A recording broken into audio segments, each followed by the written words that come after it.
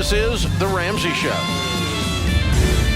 You can be intentional about your character. You can have money and a career. You are the hero in your story.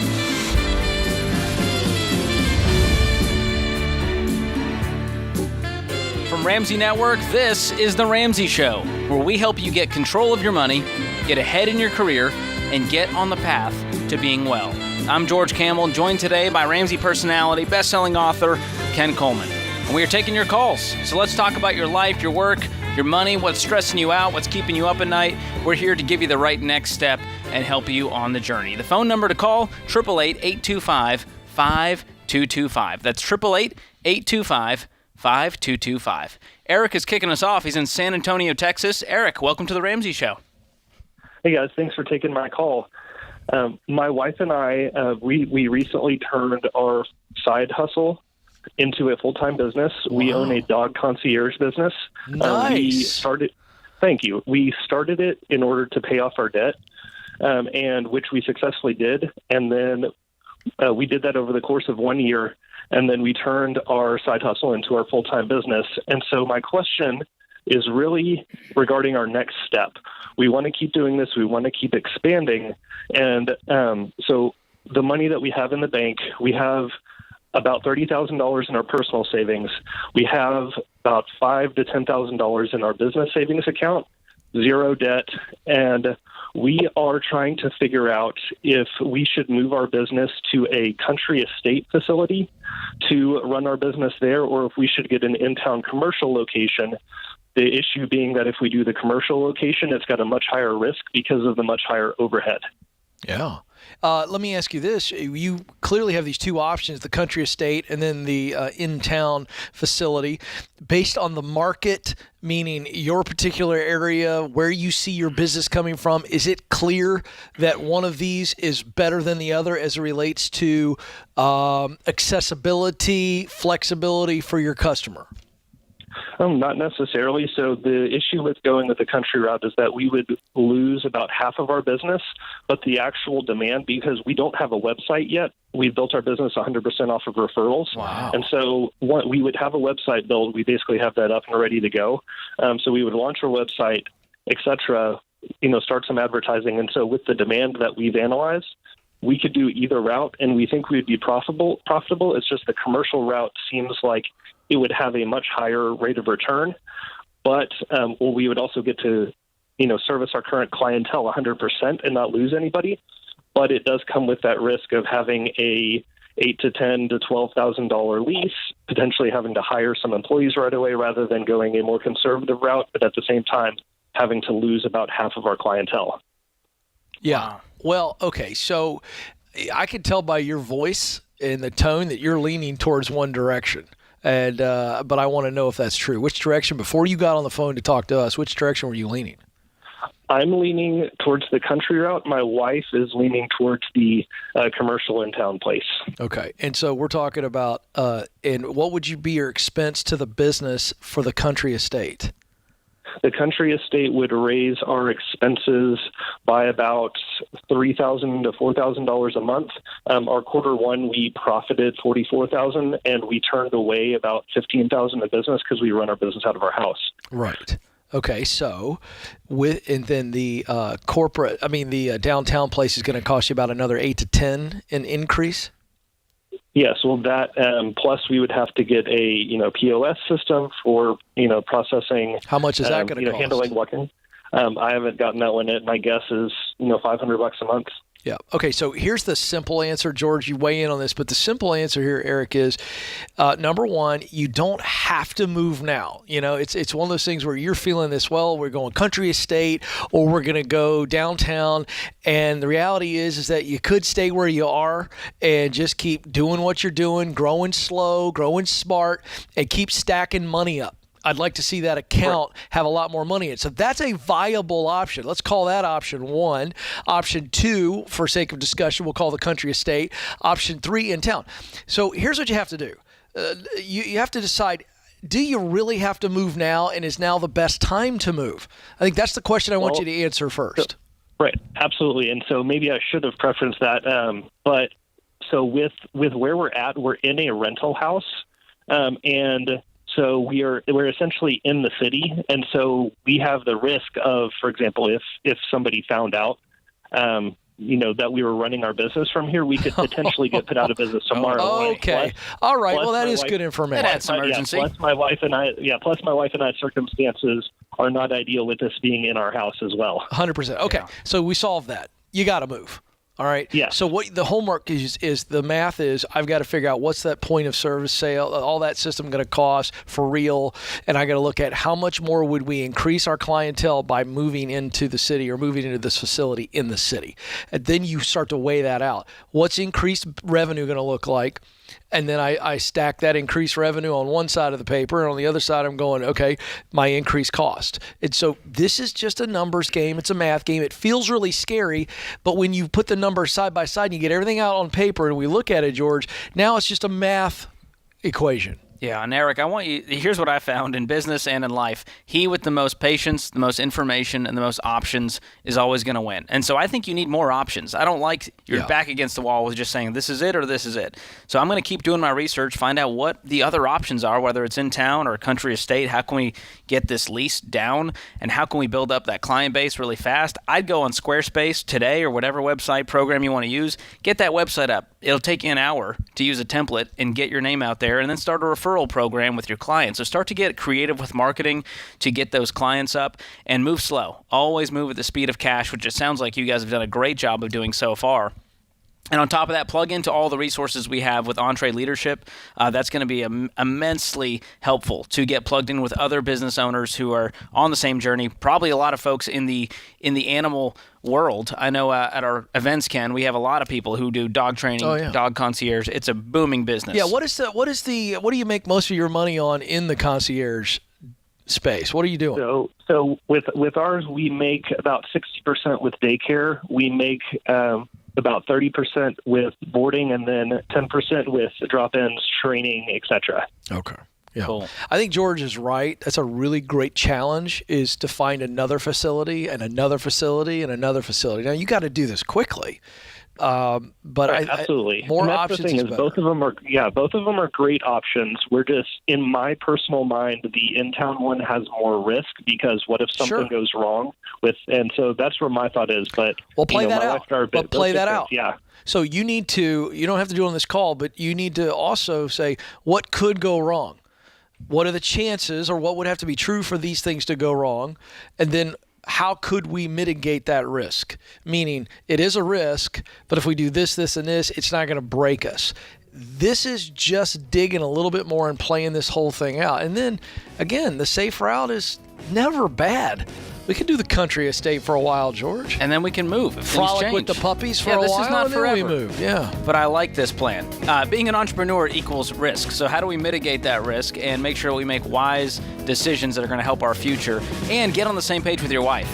Hey, this is a great question. They turned a side hustle into their full-time dream job. Coming up next, we're going to talk about side hustles. Some of you just need a great side hustle idea to get out of debt. Some of you want to turn that side hustle into a full-time gig. Don't miss that. We'll get there. More of that on The Ramsey Show.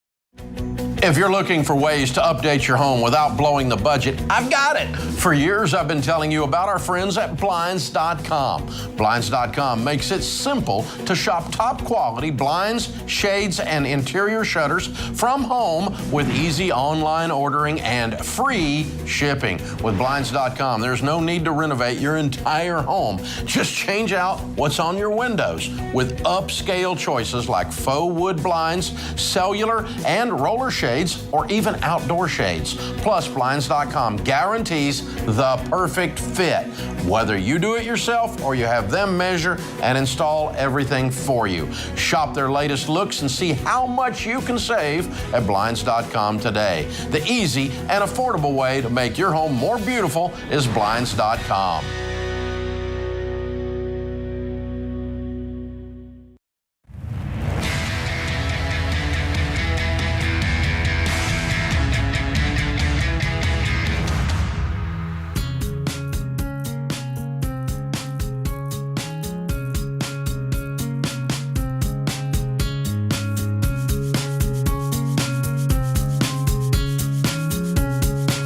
Welcome back to The Ramsey Show. I'm George Camel, joined today by Ken Coleman, and we are taking your calls. The phone number is 888-825-5225. That's 888-825-5225. We are here to talk about your life, your money, your work, your relationships. It's all about you, and we do it right here in front of you on The Ramsey Show. Dan joins us up next. He is in Hartford, Connecticut. Dan, welcome to the show. Hey, guys. How you doing? Thank you for taking my call. Absolutely. How can we help? So I have a quick question for you guys. I'm self-employed. I'm a marriage and family therapist in Connecticut, and I was an independent contractor years ago for a woman, and then I became an employee, and then I went out on my own starting this year, this past January. So I'm making monthly contributions to my Roth and then monthly contributions to my SEP. I have a goal of what I want to achieve this year gross-wise. But with the way the market is, and my wife and I have a 1-year-old, I was wondering, I read Dave's books. I wanted to kind of get your insight on, should I stick with maybe year one investing 15% of my growth? Or should I wait until the end of the year, still contribute to my SEP each month and then my Roth each month? And then at the end of the year, if I can fully max out my SEP, is that something you guys recommend? Or sticking year one, sticking with the 15%? That's awesome, Dan. Well, I'm glad you're doing this. A lot of folks that are self-employed don't even realize they have investing options, and they retire broke. So I love that you're thinking about this. And I really was. I was completely blind. I had no idea what I was doing when I was 25. Wow. I thought I knew what I was doing, but how old are you now? No, I do. I think of a little bit. What's that? How old are you now? I'll be 39 in August. Fantastic. Well, the good news is you got lots of time, too, so that's great. You've been investing. Yeah. So to your question, we recommend 15% of your household income in retirement in baby step 4, which means you're out of debt with a fully funded emergency fund. Is that you? Mm-hmm. Great. Yep. Okay. And then once you hit baby step 7, which means you have a paid-for house, then I'm okay with you increasing that number. So do you have a paid-for house currently? No, I don't. No, that's okay. The only debt I have is my home. Okay, cool. Well, anything on top of that 15%, I'm going to throw at the mortgage. Okay. How quickly can you pay off that mortgage? I haven't thought about that yet. I'll have to kind of give that more thought. I can probably come up with a plan for that. Yeah. It's kind of, everybody's like, well, if you can max out, I hear other people say, if you can max out your SEP, do it. And then I'm like, okay, well, that sounds great. And then I'm reading, all of Dave's books. I'm going, all right, I can 15%, but I can also, I have my, emergency fund, my wife and I, and we have no other debts. So it's, and then I get nervous because then I see the market. So it's kind of like, I'm looking at all the different avenues. So, sure. I kind of wanted to kind of get your thoughts on, should I just stick with the 15% and then try to tackle more of the mortgage, or should I just max out the SEP and keep going the way I'm going? Yeah, it's a great question. And our plan is all about financial peace. It's all about mitigating that risk. And when you have a paid-for house, you just removed your biggest expense. And when you do that, you're going to have so much more money to invest for the rest of your working career. And so this is kind of a tortoise and the hare mentality. And so I love the idea that you want to max out that SEP, but there's a time and place for that within the Ramsey plan, and that's once you have that house paid for. What's your mortgage right now? What's the payment every month? My wife and I, we pay our mortgage is around, I want to say $2,600. Okay. So let's do some quick napkin math here. That's over $31,000 a year that you will have freed up when that mortgage is gone. So now think about that, $31,000 a year that you can use to invest and to build wealth. And you're going to pay off your house within the next 10 years, I imagine, if you're following our plan. I have to get my wife on board with the plan. And so is she not on board at all with any of this? Well, I think we're both very good with money. And we have no debts except for our mortgage. And both work very hard, as well as millions and millions of other Americans too. And it's a little bit of a challenge because I've kind of had to scale back my business, obviously with a 1-year-old, and sure. And I know I could do more, so I'm compromising a little bit on that end. But I also been reading Dave's books. I'm on, I think, his 4th book. I just bought his 5th book this weekend. So it's like, awesome. I can see it definitely a light at the end of the tunnel, and it makes sense. It takes work, but it definitely makes sense. Well, here's what I'm going to do for you. I'm going to gift you Ramsey Plus, and that's a 1-year membership that includes all the videos in Financial Peace University, Every Dollar Plus, our premium budgeting tool. And what I want you to do, Dan, is go through the Financial Peace University videos with her, because I think it'll get her excited about the shared common goal of paying off this house, being able to build wealth, retire early, and have that financial peace. And I think once she's on board, it's going to make this whole thing a lot easier. So thank you so much for the call, man. We're moving on to Sue in Cleveland. Sue, welcome to the show. Hi, I have a question about employment for the summer for my youngest child, who is not motivated to get a job and is really resistant, kind of pushing back. And I have asked them to fill out 3 applications a week for jobs that are nearby, and they still have not done that this week, and it's Friday. So I said, you can choose between today or tomorrow, or I will pick them for you. But I don't really want to go down that hard road of I'll pick them for you. I really want to figure out how to help them get motivated to figure out what they'd like to do. Do you have some thoughts? Yeah, well, I do. There's 2 types of motivation. There's extrinsic motivation and intrinsic motivation. And extrinsic motivation, Sue, is what you and I do. I got 3 teens, all right, and it looks like this. Hey, you can't go out with your buddies, or you're not going to this birthday party until your room is clean. And then that room magically gets cleaned. And so they are motivated by either penalty or reward. They're not, intrinsic motivation is where they're doing it because they want to. It's the person who gets up at 6 a.m. or 5 a.m. to work out because you want to be healthy or because you enjoy what it does for your day. So that's the difference. And so motivating a 16-year-old to get a summer job, you're not going to actually be able to motivate them. You're either going to mandate it, which is what you're staring at right now, and you don't want to do that. By the way, let me just say this. That's okay. In 2022, it's still okay for parents to mandate something, like, hey, you're going to get a job. You're going to shower. You're going to brush your teeth. Right. So, I mean, let's not be too worried about it, but let's go this route. What would be an activity or something you think your child would do for money, but they'd be thrilled just to do it, whether the money was involved or not? Is there some idea that kind of jumps to the top of your mind when I give that to you? Dogs in particular, but animals in general. Boom. Is this a boy or a girl? A boy. Okay, great. So he loves animals, always has loved animals, loves taking care of animals, yes? Yep. What kind of jobs are you suggesting that he apply for? You mentioned 2 or 3 you had singled out. Yeah, well, we had looked at a dog wash company that's just up the street, and also a dog store that just sells dog supplies. We've talked about all different kinds of things, an art studio where but on the dog thing, but you've identified that he likes dogs. So I'd sit with your son, and I wouldn't mandate this yet. I'd say, hey, I mentioned these couple of jobs, the dog wash, the dog store. Hey, I'm okay that you don't want to do it. I just would want to know why. Is there something with dogs that you'd love to do? Because I'll help you.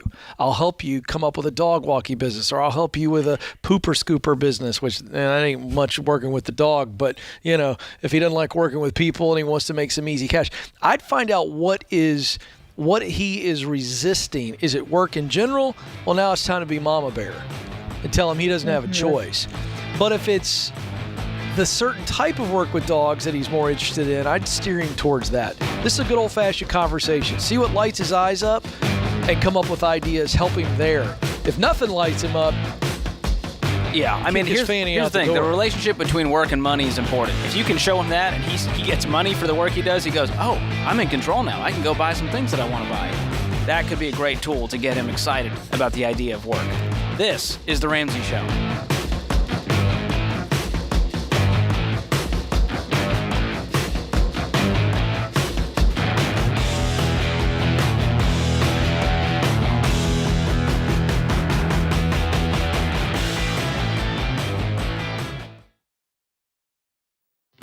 Look, I love real estate, and I want you to have a house, but I don't want a house to have you.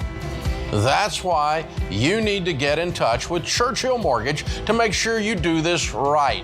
These guys are awesome. They'll help you get on a smarter mortgage plan because they're committed to doing what's right for you. That means they check in every year with free consultations to help you stay on the right plan. They show you how to save money and interest so you can build wealth faster. They walk you through the total cost of your loan so you can make the best choice. Basically, they care. That's why we call them Ramsey Trusted. You can achieve debt-free home ownership, and Churchill is here to help. Go to their site, churchillmortgage.com/Ramsey, to start your approval or get more information.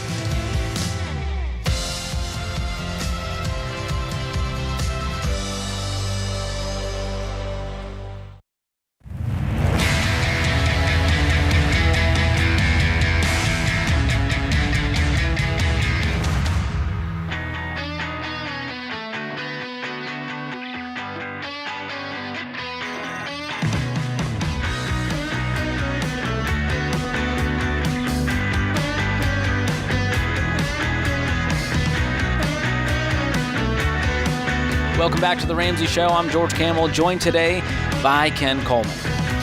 All right, Ken, so I'm in tune with our social media. What's going on over there? You really what people are saying. I learn a lot from you. Fingers on the pulse. Yeah, that's you. That is me. And so here's what I'm seeing on the Ramsey social media. Oh. People are looking for extra income, and they're turning to side hustles. Here's some direct quotes from social. I've been searching to make some extra money on the side. I'm looking for the best part-time online remote job opportunities. What's a good side hustle I can do from home as a pregnant mom of a toddler? Looking to pick up a side job to make extra income. People are feeling the pinch of inflation. They're trying to find that margin. And side hustles can be a great way to do that when you're not in a place to move up in your career to get more income. That's right. So it's a great temporary like way to do this. raise. Yes, you know? That's a good way to put it. Yeah, yeah.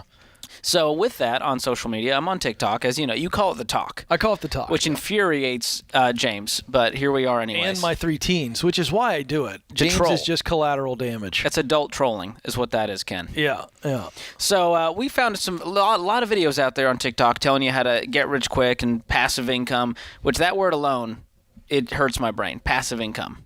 Right. No work involved, just money shows up. Mailbox money, I like to call it. So we're going to watch this video, and then we're going to share some legitimate side hustle ideas to give you folks some fodder. So let's play that video.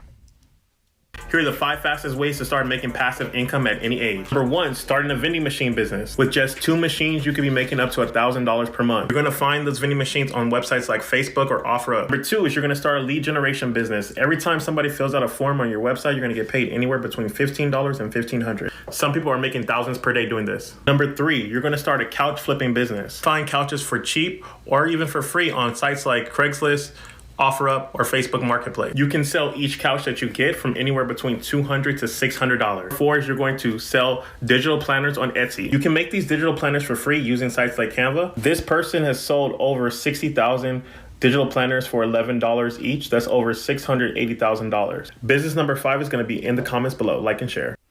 Oh, I see what he did. What a tease. I see what he did there. These TikTokers, they know what to do. They know how to get those everybody likes. wants to know what number 5 is. We've got more than that, though. Now, I got to tell you, when he first did couch flipping, I wasn't sure if this was some new type of thing where you get paid to come over and flip somebody's couch over. Flip the cushions over. Yeah, I didn't know what that was. No, that was one of the only legitimate ones that I would go, yeah, I'd do that. Yeah, I'm actually kidding. I think the idea of, we were talking during the break, the idea in today's world with, all the different websites where you can go buy something at one cost, put a little bit of love into it, you know what I mean? Maybe fix it up, maybe just clean it.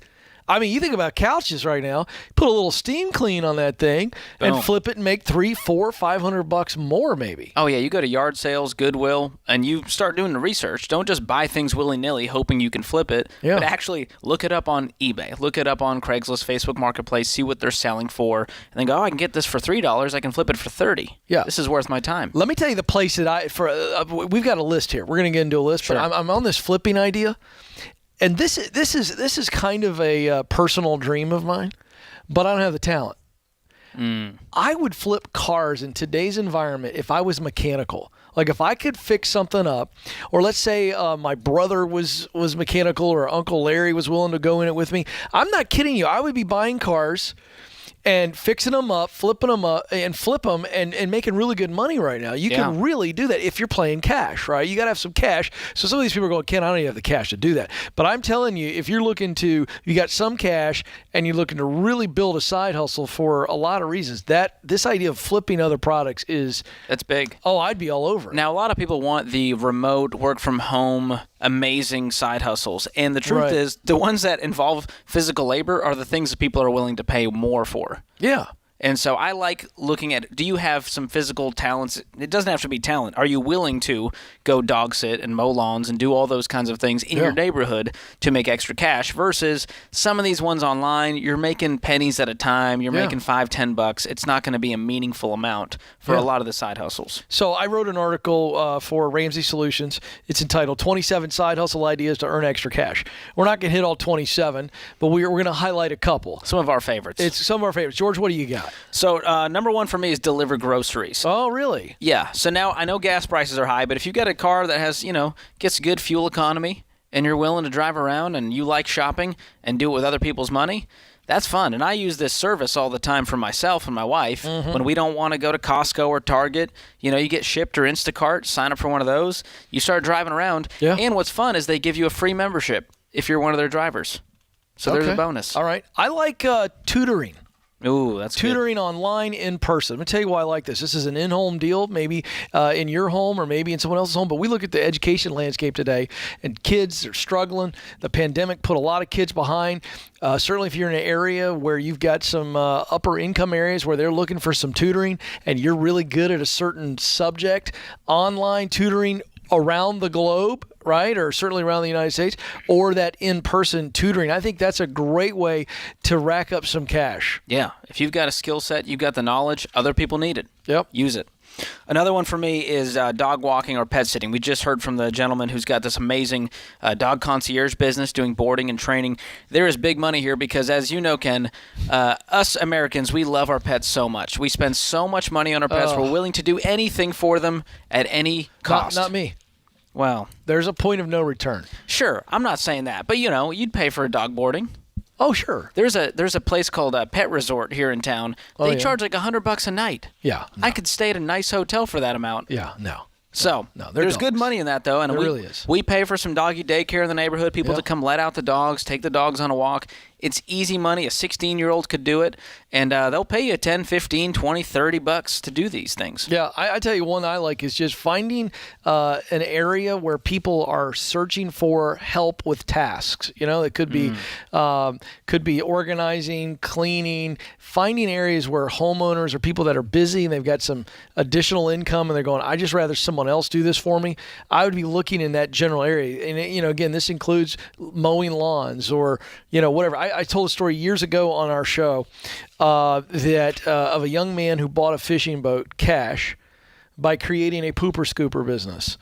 I mean, you think about it. He just walked around his neighborhood and said, I'll come once a week and scoop the poo.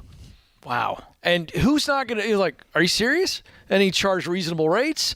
Dog owner's like, great, I got my yard cleaned once a week. I don't have to deal with it. And this kid had more business than he could possibly keep up with. Yeah, take advantage of that. The culture of convenience. Nobody wants to do anything, and we're willing to pay other people to do it. That's good. And so mowing lawns is a great one. I've got a guy who comes by with his kid, and he's teaching him the relationship of work and money. And we pay him $10 every 2 weeks to come mow our tiny little townhome backyard. Because it's too much for you. It's too much. I don't have a place to store the lawnmower, Ken. There's nowhere to store it. George Campbell's postage stamp size yard is too much for him. It's too much. But here's the thing. The neighborhood Facebook groups, if you get into those and you say, hey, I'm free to mow lawns, it's $20 a yard, you will get people in droves coming to you because it's hard to find reliable people who show up and do a good job. If you do those two things, you will crush it in your side hustle. Yeah. Yeah. Absolutely. I love it. So, a lot of ideas on there. Go check out all 27. You can go to RamseySolutions.com, search for side hustles there, and that article will get pulled up. Great work on that, Ken. And one thing to mention is time, talent, and target. Yeah, so here's what we need to do. When we're thinking about a side hustle and we're thinking about making extra money, we want to start with those 3 T's. So, time. How much time do you actually have to be able to commit to a side hustle to make money? Let's start there. Let's be realistic. So if we got 5 hours a week, 10 hours a week, we start with how much time do I actually have? Can I give to this work? The second thing is talent. Now, this is not about dream job. So passion and mission don't matter when I talk about those three elements. It's talent alone. This is temporary money. We need temporary. I've got a skill and otherwise a tool that I can use to make money. And then the third thing is, what's my target, right? Am I trying to make $1,000 to get out of the baby step 2 faster, or to fill that emergency fund in baby step 3? What's my target? And I'm locked in on those three things, and I know it's for a season. That'll help you with the focus that you need to find it, to get it, to do it, to win with it. Love that. Great framework. And remember, there's really no such thing as passive income. It takes a heck of a lot of work to even get to that point. So focus on active income, actually doing something right now. It's amazing how that works. Yeah. Good Shocking. stuff. This is The Ramsey Show.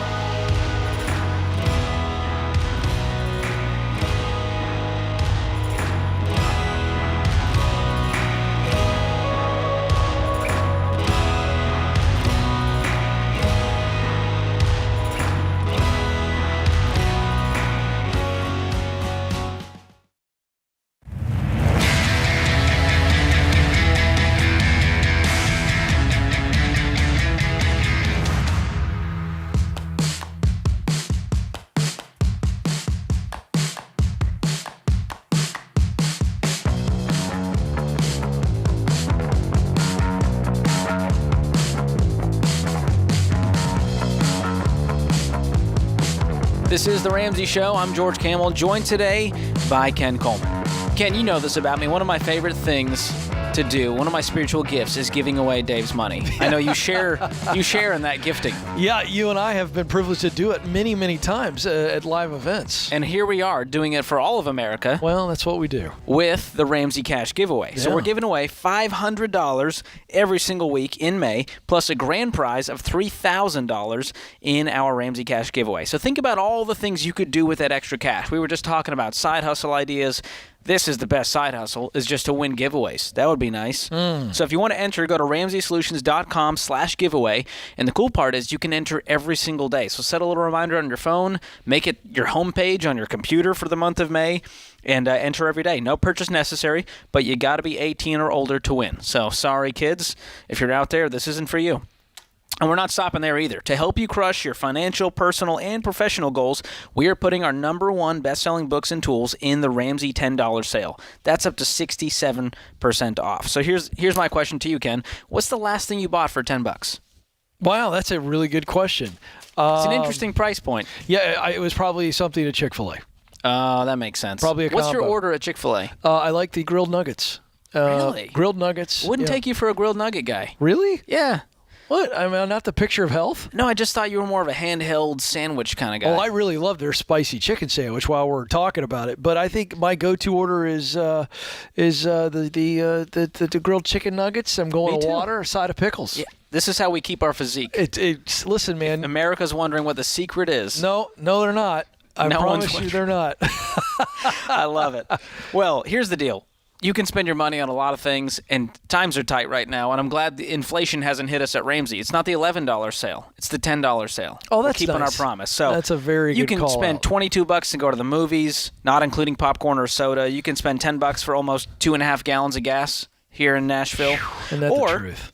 Or you can get a life-changing book. You can get our proven plan for getting out of debt, like the Total Money Makeover for $10. You can get Ken's Get Hired digital course to help you land your dream job for just $10. Yeah, An entire course for $10. That's ridiculous. How am I supposed to Amazing. feed my kids selling it like that? I got to talk to It'll Dave. just take longer. That's all. Oh, okay. So check out the Ramsey $10 sale, and don't forget to enter the Ramsey Cash Giveaway every day at RamseySolutions.com. All right, Dave joins us up next. He's in Charlotte, North Carolina. Dave, welcome to the Ramsey Show. Hey guys, how you doing today? Great. How can we help? Yeah, appreciate you taking my call. I'm in a little bit of a pickle here. I'm in baby step 2 right now, and I really was cooking with some gas, and unfortunately this week I lost my job, my primary source of income. Sorry to hear that. Man, sorry, and Dave. Thanks guys. We had, me and my fiance had plans to pick up from Charlotte and actually move over to Tennessee. My lease is up in my apartment on June 17th, and I'm not 100% sure what to do, and to be completely honest, I'm not sure if I want to try to get back into a career that I was in doing, because I wasn't enjoying it at all. Okay, So that was my first question. Yeah. So, what were you doing? I worked for a mortgage company. Before that, I was in banking for 5 years, so I kind of stayed under the same house. But what kind of money? Company I was doing. What kind of money do you need to make? I'm sorry? What kind of money do you need to make? And I was making 40 between 45 and 50, depending on bonuses. Okay. And so what have you allowed yourself to wonder about? Because I know you have. When something like this happens to somebody, they start wondering what could be, what should be. What are you thinking about? If you were to not go back into banking or the mortgage industry, what would you want to try? What would you want to do? No limitations. No limitations. Yep. Okay. Yeah, I always kind of had an affinity for computers and stuff, and once upon a time I was going to go into doing computers, and I decided not to. But why did you decide not to? Well, I wanted to explore the financial path a little bit more, and that's why I kind of branched off into mortgage. And from where I was originally from Western New York, and sure, I was doing banking up there. And all right, so Dave, let me tell you something. Charlotte for the mortgage job. Sure. So Dave, technology is the hottest career path on the planet right now. It's everywhere. It's in every industry. So when you say computers, do you mean technology type work specifically? Do you mean working on computers, help desk stuff? What are you talking about?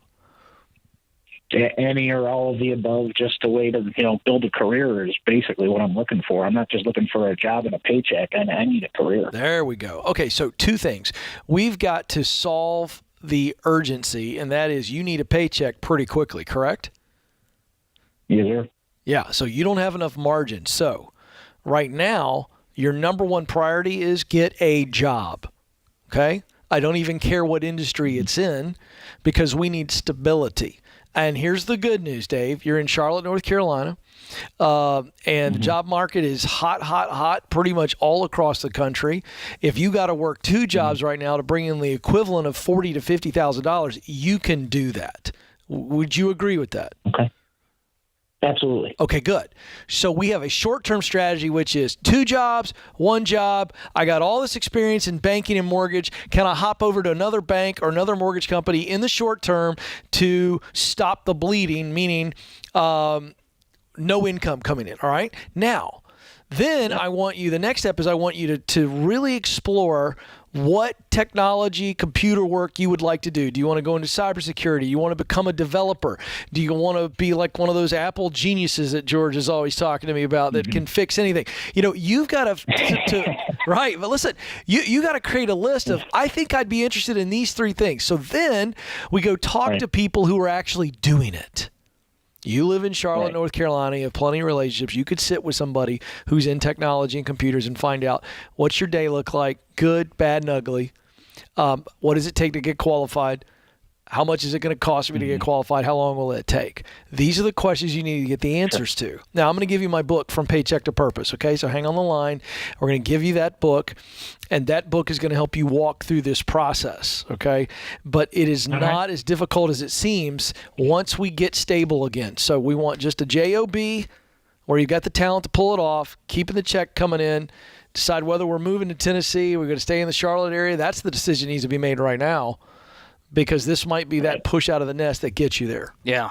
And on top of that, I want to gift him, if you're okay with it, Ken, the Get Clear Career Assessment, because this is something he can take in 15, 20 minutes. I just took it the other day, and it was super helpful for me. Yeah. And good news is I'm in my sweet spot. Yeah, you absolutely not going anywhere, but this could be really helpful for our friend Dave. And Dave, what this will do is help confirm if technology, computers is a great direction for you based on who you uniquely are. So hang on the line. We'll give you the assessment, the Get Clear Assessment, and the book From Paycheck to Purpose. Awesome. Ken, this is a big question. A lot of people, whether it's a job loss or they need extra income, they're going, am I in the right field? They're having kind of this existential crisis, which I think is a great thing long term. It is. And we're also in an environment right now, this is mind-boggling.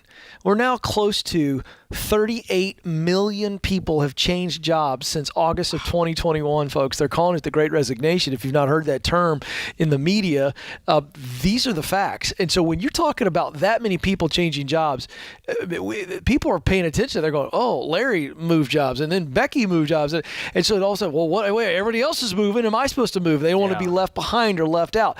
And so the other thing that's going on that's really driving this is companies are offering all kinds of great salaries and benefits and bonuses. I mean, you could start at Walmart and Target today for $20 an hour. Wow. You ready for this? I saw a sign the other day.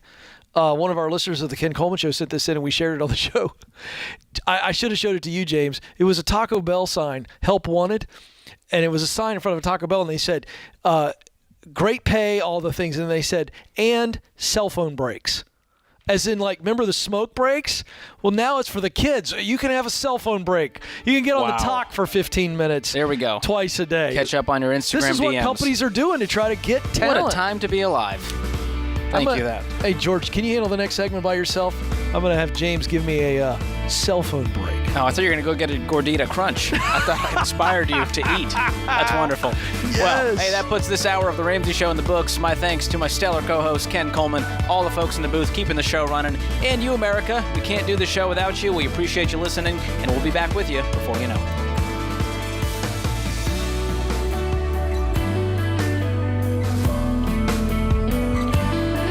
Hey folks, Ken Coleman here. Did you know The Ramsey Show is one of the most popular podcasts in the world? Get your daily dose of advice on life and money. Check out all of our shows from the Ramsey Network wherever you listen to podcasts.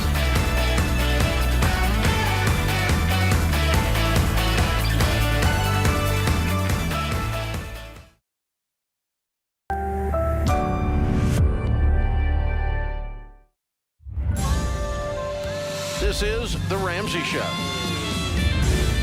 You can be intentional about your character. You can have money and a career.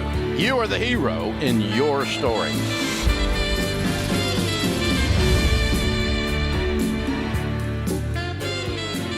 From Ramsey Network, this is The Ramsey Show, where we help you get control of your money, get ahead in your career, and get on the path to being well. I'm George Campbell, joined today by Ken Coleman, and we are here for you, America, here to help you take the right next step with your money, your life, your career, your relationships. So give us a call. 888-825-5225 is the number. That's 888-825-5225. If you need some confirmation, affirmation, motivation, education, inspiration, that's what Ken is here for. Wow. I'm just the eye candy. I'm going to tell you, it's like you prepared to say that. I know you like words. I do. That is. You're a smith of the words. Big promise. Oh, I see what you did there. Thank you. Uh-huh. Colleen joins us to kick off this hour. She's in Springfield, Illinois. Colleen, welcome to the show. Hi, thank you for taking my call. Absolutely. I have a granddaughter who's nearly 17. Wow. She's worked a part-time job since last August, and I would like to start a Roth IRA for her, maybe invest in some mutual funds. But I've been talking it over with her mom and dad, and her mom seems to think I bonds are better. And all I know is that they are tied to inflation, but I don't know very much about them, and I was just wondering what your thoughts are on those. Well, Colleen, that's a great question, and you're very wise. Very wise. So here's the thing. I-bonds are going to lock your money up, and there's a lot of fine print when it comes to these I-bonds. A lot of people have been asking us about them. Should they be doing it? And there's just better options when it comes to investing. It's kind of this awkward, it's not great for short term, and it's not amazing for long term. And so it's this weird in between. And so I'm not a huge fan of the I-bonds, but I do love the idea of opening up a Roth IRA for your granddaughter. Now, this would be a custodial IRA, right? Right. Okay. And she does have earned income. Probably be. Yes, she does. Okay. I'm a fan of that side. I mean, have you looked into other options for her? What is the savings for? What's the goal here? Just for her retirement. Okay, retirement. Not college, not a car, just retirement. No. Yeah. Wow. Just get her started so that maybe when she gets out of college, she might contribute to it, and I'll probably put a little bit in when I can. And by the time she's 75 years old, why, she'll have a good-sized chunk. Oh, Colleen, you're the best That's so grandmother ever. like ever. Will you be my grandma? Yeah, George and I would like you to be our grandmother as well. How old are you, Colleen? 75. Wow. So you're thinking, how do I create a legacy for my children's children? That's a really That's cool. right. That's really cool. And Do you she's have just- money? What's your Yeah, retirement I'm look pretty- like? Well, I've got about $1.5 million. Woo! Yes. Way to Colleen, go. this is awesome. And Colleen, this is the fun part about this call. So you were right, your daughter's wrong, and you get to tell her, well, I'm still right after all these years. I called this guy George, and he told me that I bonds There we are. Yeah, the Roth is absolutely the smart play.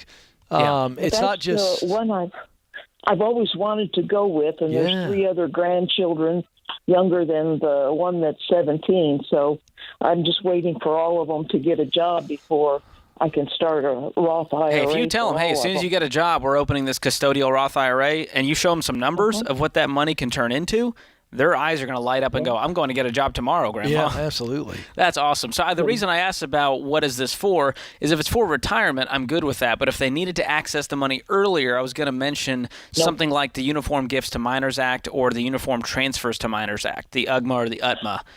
Not no, fun they to won't say, really won't need it for college. They've got 529 accounts. Oh, great. but these kids are So- set up. Yeah.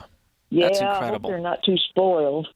No, well, hey, that's what grandmas are for. Colleen, we're so proud of you. Yes. Way to go. Yes. And I would definitely go with that custodial Roth IRA. Awesome. All right, we're moving on to John. He's in Chattanooga, Tennessee. John, welcome to the show. Hi there. Thank you, guys. Sure, how can we help? So my question, I'm pretty new to Ramsey and baby steps and all that. I have the book, The Total Money Makeover, on order, so I'm going to get that and freshen up on it. But I'm curious about getting my spouse on board. I've kind of started to talk to her when I started talking gazelle intent and this and that. I kind of got a little roll of the eyes, and I'm just wondering if there's some good bullet points to toss her way. Well, did you lead with gazelle intensity? Is that the first thing that came out of your mouth associated with all this? No. Okay. Definitely not. Okay, because that'll freak some people out, Yeah. right? So, George, I weigh in here. So this would be John, this is how I would do this, is that instead of talking about all the sacrifices, all the gazelle intensity, all the budgeting, all the things that you must do to win in the baby steps, I would first start with the end result, the Yes. destination. We call it Financial Peace University for a reason, because on the other side of this is financial peace. And then not just the emotion of that financial peace, John, but also the freedom to truly live whatever dream you have. Dave says you're new to this, but Dave has said for many, many decades, if you live like no one else, later you can live and give like no one else. And so I would start with, here's where we are now. Babe, do you like how it feels now around money? And what do you think she's going to say? It's not ideal. It's not the perfect ideal. world. So we get her there, right? And we go, she acknowledges, you acknowledge, we're on the same page. Things aren't ideal. They certainly could be better, and we'd like for them to be great. And so she's going, okay, I'm with you on that one. And you show her what the end result could look like. Retirement accounts, trips, whatever.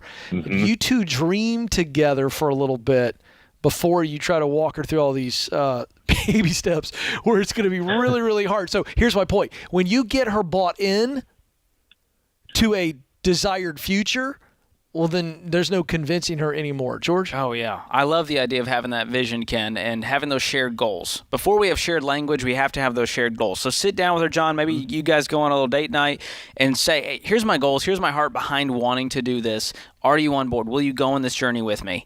And if she says yes to that, and you guys come up with those shared goals and you start getting excited about that future, then you're going to be willing to do what it takes to get to that future. That's right. And so I'm going to gift you Financial Peace University, because you said you got the book, but you don't have FPU, right? No, what is FPU? So FPU is our proven plan, our video courses, 9 lessons, our flagship product to get people on the path. And I think going through that with her, she's got to be on board with you, watching these videos, having conversations. I think that will get people excited. That's one of the best tools we found to get people on board. And when you hear the debt-free screams, a common denominator is we went through FPU, and that was the catalyst. It started everything. So and here's the great part, John. Dave does all the hard work, right? He's going to be the bad guy. You just sit there and go, I think he makes some sense. What do you? Let Dave and George and Rachel be the bad people here because they're going to make it really, really palatable. Happy to hang be on bad the cop. line. Like so hang on the line. Deal. Kelly will get you that. That's part of Ramsey Plus, which includes Every Dollar Plus, our premium budgeting tool.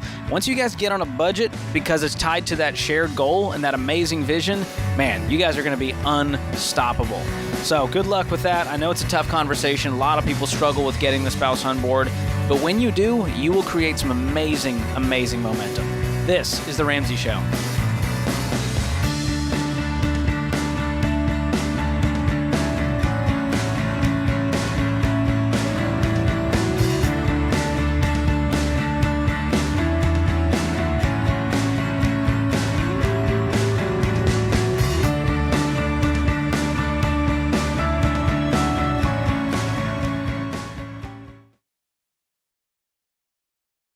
Life is full of firsts.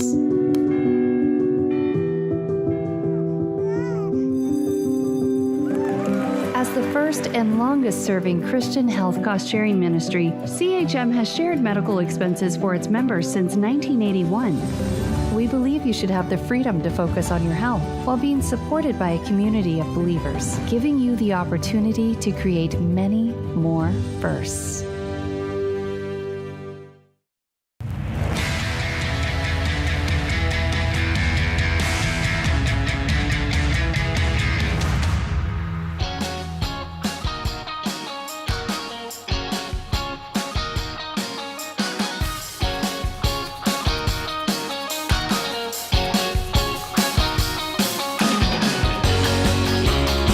Welcome back to The Ramsey Show. I'm George Camel, joined today by Ken Coleman, and we are taking your calls. The number is 888-825-5225. If you need a push in the right direction, a right next step for your work, your money, your life, whatever it is, we are here for you. 888-825-5225. Mark joins us up next. He's in Tampa, Florida. Mark, welcome to the show. Hey, how you guys doing? Great. How are you? I'm doing fantastic.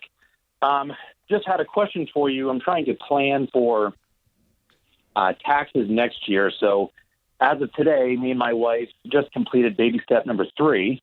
Awesome. Yes, we're feeling great there. But this year I got a new job and I'm 1099.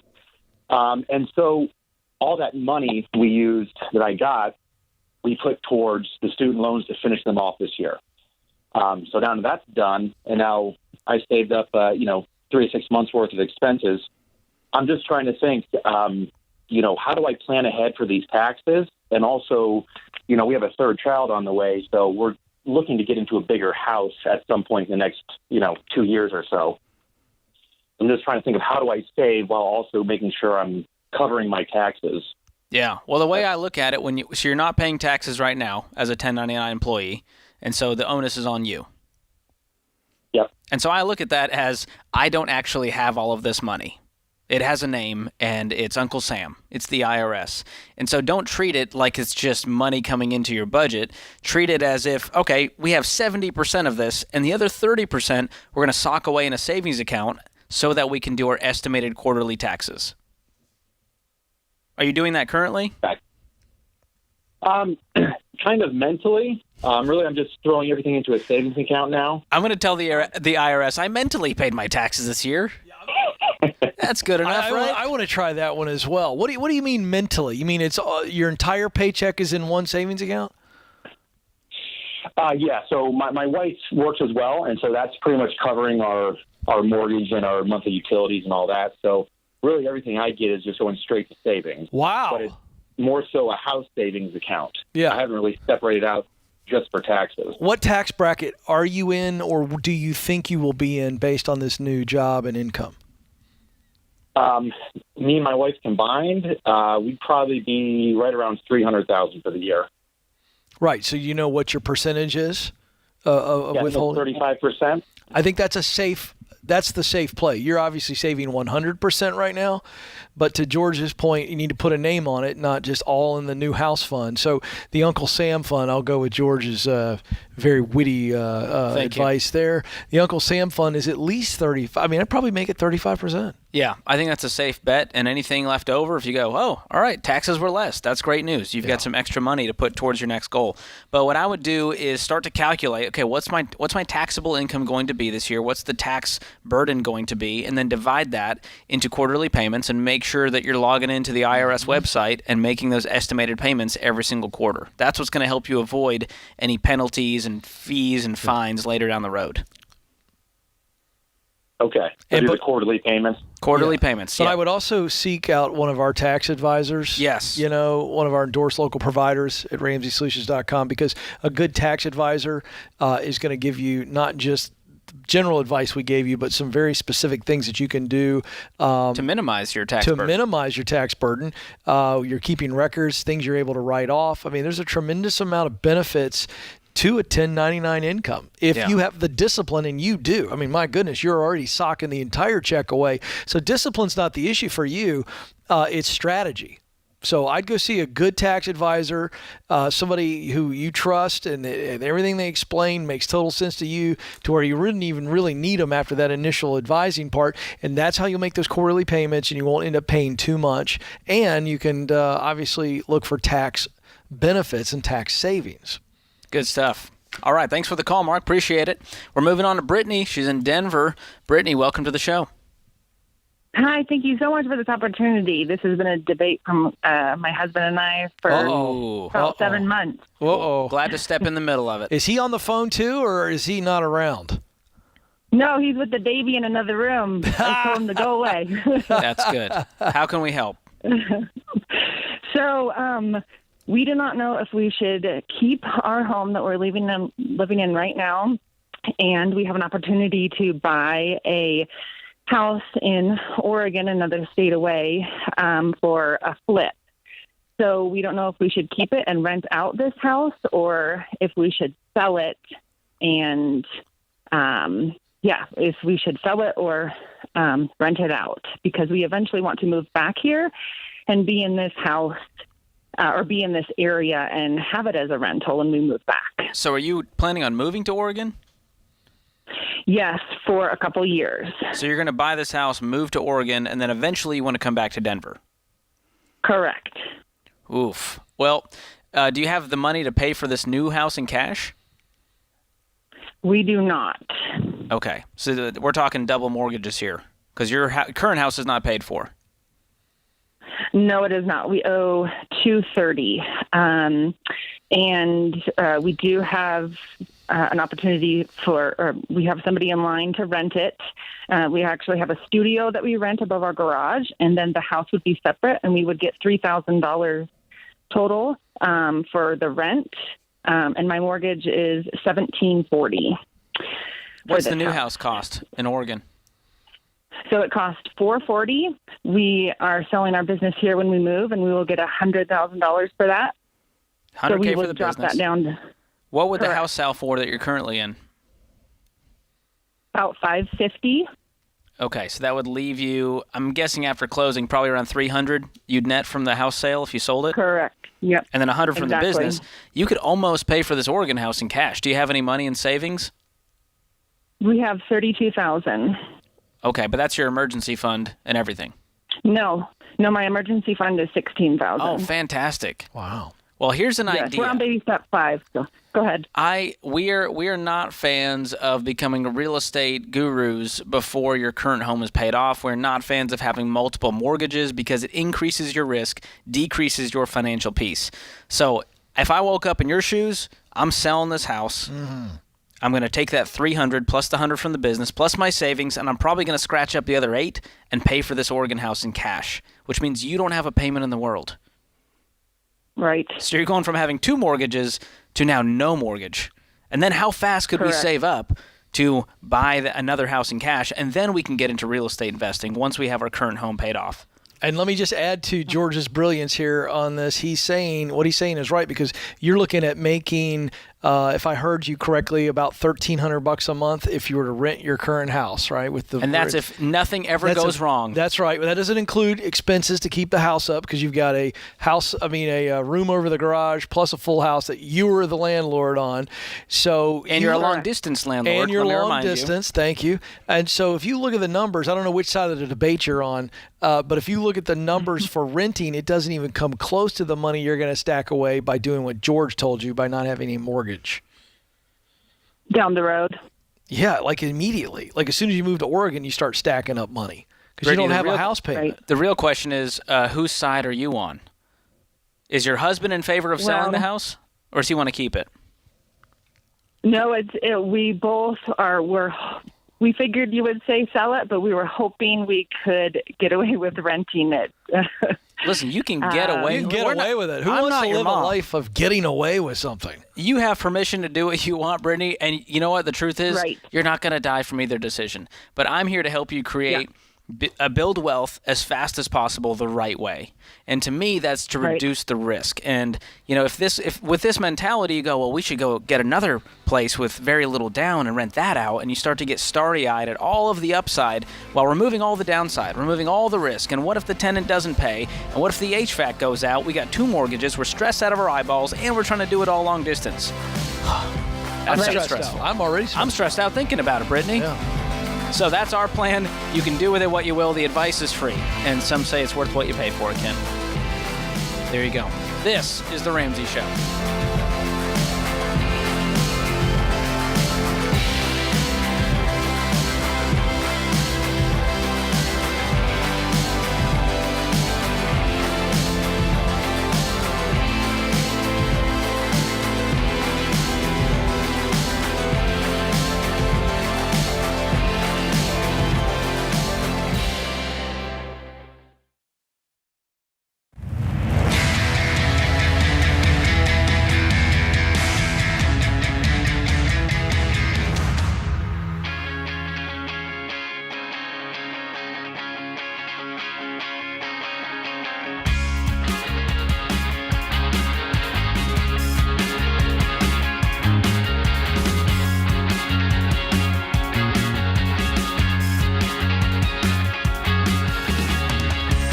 Welcome back to The Ramsey Show. I'm George Camel, joined by the effervescent Ken Coleman, host of The Ken Coleman Show. Ken, you came hot off The Ken Coleman Show right before this show. How do you do it? Well, it's just, you got a job to do. And what I do is I walk out from that studio to 15 feet over to this studio. Wow. That must have been why I was effervescent. What a sacrifice. I'm just trying to shock you with big words, Ken. Well, you didn't shock me. That's a word I like to use. But it was well placed. I'm not sure it's true, but I liked it. I'll keep trying. Thank you. Well, Ken, we are headed out on the road next week. Oh, I can't wait. We had a great time in Vegas. Amazing crowd. Boy, what an electric crowd. That's the only word we can use to describe it. Yeah. Pure electricity. And we hope to recreate it in Orlando. So we're going to be in Orlando next week. We've got a few more stops planned for the fall, but this is it for our spring tour of Building Wealth Live. And as you all know, there's so much crazy stuff going on right now. People are looking for direction on how to handle their finances day to day, but they're also struggling to see how it's even possible to build wealth in today's economy, in today's environment. So we're going to walk you through all the crazy and teach you the steps to build real, lasting wealth. Financial principles that we teach are the only principles that work in prosperous times and in hard times. And no matter where you are with your money today, you can get on the path to building wealth. That's what this event's all about. So we're headed to Orlando May 19th, and this fall we're headed to Phoenix September 13th, Sacramento on November 1st, Minneapolis November 10th, San Antonio November 15th. And it's Rachel Cruz, myself, Dr. John Deloney, Ken Coleman, Dave Ramsey. The whole gang is going to be there. It's going to be a great time. So go get your tickets today because they are selling fast. People are excited to just get out of the house and go to an affordable event. Tickets start at just $25. Bring your friends. It's going to be amazing. Go to RamseySolutions.com/events and reserve your seats now. All right, Ken, so on your show, you talk about work and career and purpose. And with that comes all the trending news of remote work, and now the shift from remote work to, hey guys, we're coming back to the office. Oh boy, and it's created a big stir, hasn't it? Oh man, I mean, you have people that are up in arms about this. There's data out there that says that nearly 60% of people said that they'll quit their job if they have to return to the office. Wow. People that are remote workers. I mean, they have really jumped into the whole sweatsuits and Rocky Road ice cream, It's amazing because just a few years ago, remote work was a rare concept. There wasn't a ton of full-time career remote jobs out there. Yeah, more and more people were doing it, but we're talking about a small percentage of the American workforce. Then the pandemic hits, and of course, everybody goes home for a while, right? And so you get some people that go, man, this is my jam. And by the way, fine. Until you potentially hurt your professional possibilities and your income. Yes, so I want to show everyone an example of the kind of stuff we're talking about, the stances people are taking. And of course, we're going back to TikTok, Ken's favorite social media platform. Oh, I love to be on the talk. And so this one's about why are remote workers being forced back in the office. Check out this video. I still find it very hard to believe that a lot of corporations are forcing their employees to come into the office after working from home for 2 years. It's very obvious that you do not need to sit and look at them all day long. Now, I'm not naive. I know that many of these corporations have these big buildings and major real estate investments. They just simply can't go under. So they need to get the employees back in the building, and they need them to use the building. Otherwise, they'll have to renegotiate these leases, get out of these contracts that they're in, and they probably just don't want to do that. And it may not be financially beneficial for them to do so. So I get that, but it's just always a situation of choosing business over employee well-being, because if employees want to stay home and they did a great job working remotely when they were forced to, and now they want to stay at home full time, why are you forcing these hybrid models or them to just come back to the office? Wow. Oh, there it is. You go. All right, so this is a common sentiment. This is not an aberration. This is not something out of left field. This lady is expressing what millions of Americans believe. I take issue with the fact that corporations are asking people to come back in a hybrid model. I'll break that down in a second. But corporations aren't asking people to come back because they need to use the building. That is not the issue. Okay, if they don't want to use the building and they wanted to go all remote, they could get out of those leases. They could sell those buildings. Yeah, and we they got could save an example a bunch of this right down the road here from Ramsey is a healthcare company. Yeah, that has been empty since completely 2020. Empty. So it's not about usage. It's not like a country club and we got a bunch of workout machines that are going to get rusty if people aren't on them. That is not what corporations are doing. What they want is they want more teamwork, collaboration, and a better culture. I mean, I'm reading these headlines every day, and you see these CEOs that are saying we want a return to work to a hybrid model, and it's for reasons of we believe we need that connectivity, and we as human beings are relational. Now, here's the thing: for all these folks that like this lady who are so against it, there are millions of people who are going, I'm lonely, I'm disconnected. It's created depression, a lack of productivity because you're just always in the same environment. There's no boundaries between your home life and your work life. So there's a lot of negatives to this work from home, this idea of flexibility. And then I want to just comment on hybrid. So hybrid is, it's letting people work from home a couple days a week or 3 days a week, in the office 2 or 3 days a week. And this is becoming widely adopted to the point that I think a couple of years from now, I think it will probably be the most common form of work environment that we see is a hybrid model. I just think that's where we're headed. But my goodness, you're willing to not go back to work? You're willing to change jobs, to quit, to start over, to maybe put yourself in a position where you got to scramble, all because you don't want to leave the house? I think you have to be cautious with that, but you do what you do, but I would not make this a line in the sand. Yeah. Not when they're offering you the hybrid model. And to be clear, we are not against people working remotely. No. Now, at Ramsey, we all work in the building. And that's something you know when you sign up for this place. This is how we operate. Right. But the idea of we were in person, then we went remote, and now we refuse to go back and they're forcing us. I just don't believe in this narrative. Well, this is a very good point, George. The word forcing. Are they forcing you? There's no armed guard showing up at your house telling you have to go in. They're saying, if you want to work here, we need you in the office. You have free will. This is America. You can say pound sand, I'm out. If that's what you want to do that. Don't gripe and act like the evil corporate man wants me back in the office because he needs to see his cubes filled. This is nonsensical snowflakery. I just made that That's up. a great word. I like that. Yeah, so what it comes down to, Ken, is you're not entitled to anything because you're an employee and you work remote. You are entitled to your opinion, and you are entitled to your choices. Ooh. That's what you're entitled to. Here's the takeaway. Outside of that, you're not. If you want to work remote, go find a job that allows you to work remote. Fantastic. Is that it? That's the summary? We solved it? Yeah. Wow. They should put us in charge of something, But Ken. here's the deal. This is good. Listen, this has always been a money show. It's always going to be money focused.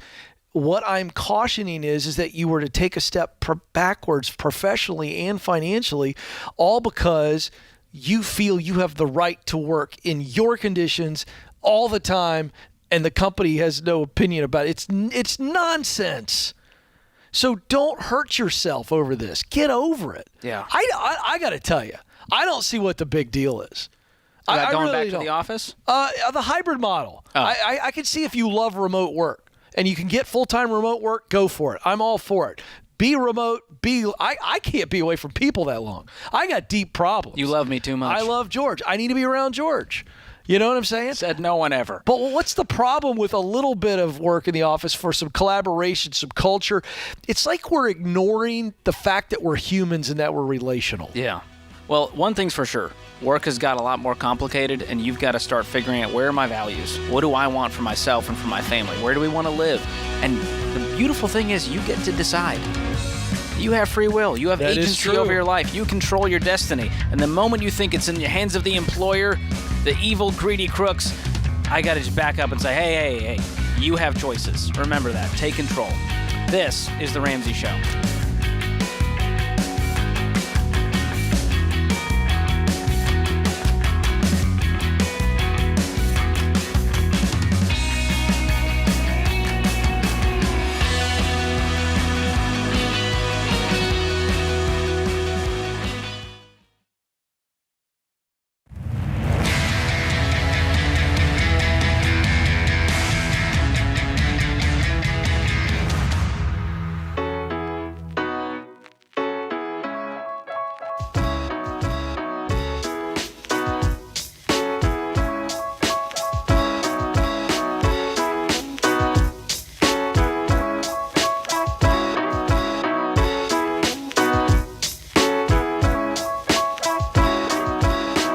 George Camel next to me, my friend Ken Coleman, and this is The Ramsey Show. We're taking your calls this hour. 888-825-5225 is the number. David joins us up next in Columbia, South Carolina. David, welcome to the show. Hey, thanks a lot, guys. Absolutely. What's going on with you?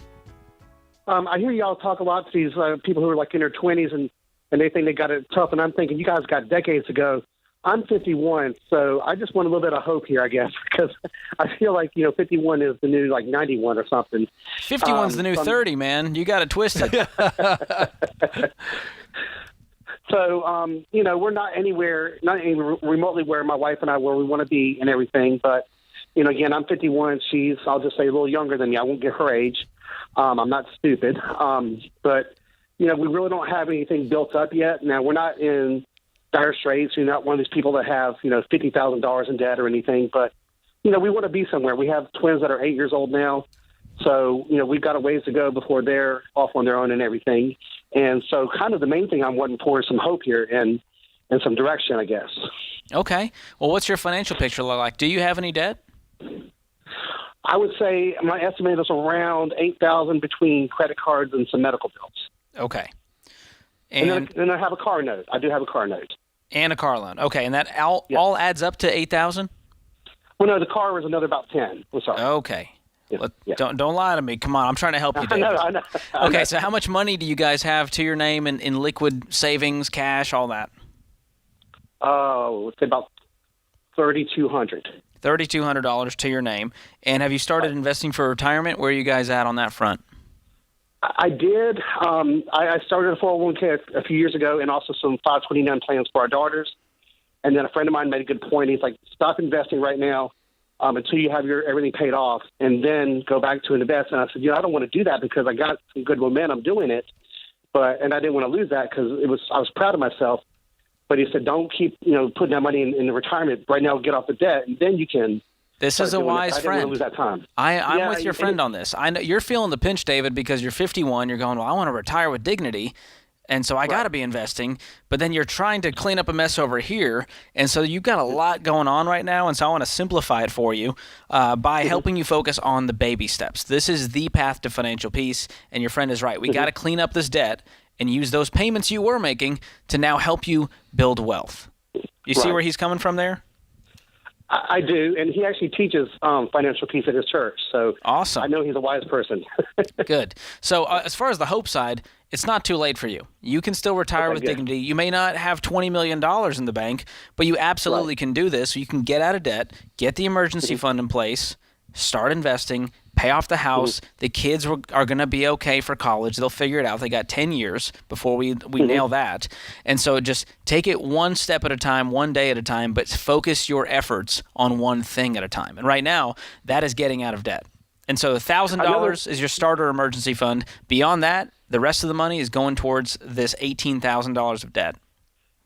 Yeah, and another thing I should probably mention is we live in a very small house that I actually lived in by myself, and I'm married and have now 2 children. And this is not a want. We absolutely have to move to a bigger home. That, of course, now is going to cost a lot more. And we'll clear a little bit on this house, not very much, but we have to move to a bigger home just because we got 4 of us now instead of 1. So that's something we have to do. Now, if you sold the house, how much would you net? About $20,000. You'd net $20,000. Could you rent for a while if you did that in the Columbia area? I would probably pay more in rent than I would in a house net. How many rooms? How many square feet that we have now? Yeah, 1,100 square feet, 2 bedroom, 1 bath. And it's just the twins, just the 8-year-olds? Right, just the twins and my wife and I. 2 boys, 2 girls, boy and a girl? 2 girls. 2 girls. So why is there not enough room? I don't think you have to leave. I got to tell you, I'm going to push you on this. Okay. Tell me why you have to leave. The 2 girls can share a room. You got 2 rooms. Yeah, and they do. They don't have a complaint about it. They don't ever, voice complaints about being with sister. But I just feel like we need the space. We need that, and also to be in a nicer part of town than where we are, and just. Are you? Wait. I'm not saying that those are good desires. I'm not saying that those aren't good goals. I'm questioning whether or not they fall in the category of have to. Right. Are they in the want to? No question. And I'm not. Listen, I'm trying to challenge you, because if you can hang on for another year in that house, George, how does that change the picture? Well, if 1 year from now, picture this: you're out of debt and you have a fully funded emergency fund. You can breathe. Correct. You don't need physical breathing room right now. You need financial breathing room. Oh. Tweet that. Very nice, George. So, David, what's your household income? Right at 98. I'll call it even 100. Oh, my goodness. 100. Yes. Between the 2 of you? Tight, George. I'm sitting in this house. Okay. What we need to do is get control of this fantastic income you have, because clearly it's not working for you right now. Where's all this money going? Are you guys on a tight budget? No, that's one thing we really need to sit down and we're not good. I'll be honest. We're pretty poor about.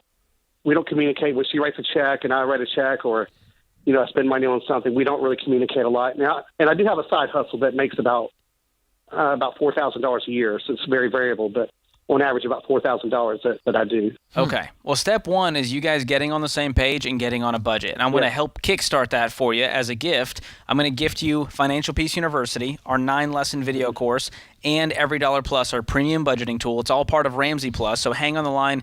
Kelly's going to pick up, and we'll make sure you get that code and get signed up for that. What I want you to do, though, sit down with your wife and create what might be your very first actual budget with every dollar. Right. List out all of your income, list out all of your expenses, and actually track what you're spending and go, hey, you know what? We're spending $900 on food. We could trim that down. We can cut the subscription for a temporary time. Hey, what if we sold this? Start to get on a game plan, get excited, get creative, and you're going to start to feel that momentum, especially when you watch all the videos with her in Financial Peace University. That's going to light a fire under you guys when you have that shared goal and you go, we're getting rid of this debt, and we have a number on it. It's going to be 19 months for us to be completely out of this, and then we have our vision for this new house. But right now you're floating through life, just wishing and hoping. Yeah. So I appreciate the help because I just feel like I had to hope being, I hear these kids are under 24 and I'm like, you got decades to go. And, when I'm 51, I feel like I don't have that much time. No, you're fine. So. You're fine. Walk out the baby steps. Yeah, listen, stay in that house, please. Your 8-year-old twins don't even care. They don't even know. This is you and your wife getting over your long-term desire, knowing that it's not as far out as you think it is if you do what George told you to do. Yeah, I'm not worrying about investing in 529s right now. Yeah. Let's worry about that another day. Right now, let's get out of debt. Let's get on a budget. Let's get the emergency fund in place so that we can breathe. And there's a 100% chance you will have to retire. There's a 50-50 chance the kids go to college. And so let's worry about that later. Maybe they can get scholarships. They can work part-time. But what happens is people in your shoes, they end up being a burden to their kids because they retire broke, and now the kids have to take care of them. I can't tell you how many calls we get like that, and I don't want that for your future or your kids' future. Okay, thank you. So have a long-term mindset, David. Think about what the 10-year picture looks like. Man, in 10 years, we're going to be completely out of debt with a paid-for home and investing for retirement. We're going to be able to retire with dignity because we have very little expenses. Yeah. That's what I want. Yeah. This have to versus want to, this is a dangerous word. I'm telling you got to really lock in on that and go, wait a second, do I want this or do I have to do that? It's like, is there a emergency that's pushing a reaction, or is it just, I really want this? And I'm just going to tell you, tell you why I love to give that particular piece of advice to someone in that situation. Years ago, I went back to the house that me and my brother lived in with my mom and dad when I was in high school. I couldn't believe how small it was. It looked like you could put a Matchbox car in it comfortably. Like it was that small. But I was like, I had this little teeny tiny room. I didn't know. Kids don't care. I'm in the same boat. One tiny bathroom for the four of us. My room barely fit the bed, and I'm a little guy. But, hey, this is the kind of sacrifice you got to make if you want to win long term. We got to have a long-term mindset. No more have-tos, no more had-tos. Yeah. Let's get to work. This is The Ramsey Show.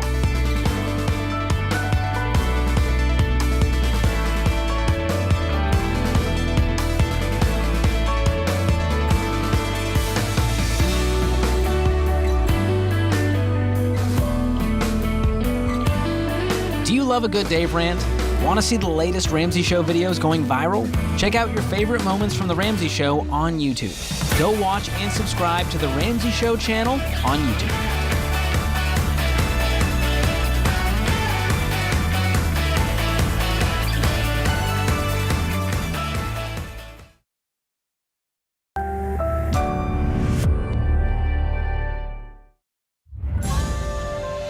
This is The Ramsey Show. You can be intentional about your character. You can have money and a career. You are the hero in your story.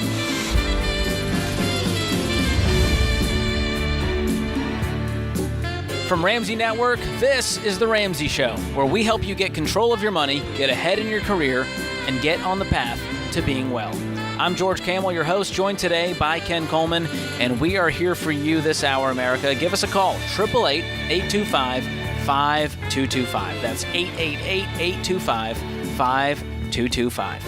Kay Nichelle kicks us off in the Philadelphia area. Kay Nichelle, welcome to the show. Hi, and thank you for taking my call. I appreciate it. Absolutely.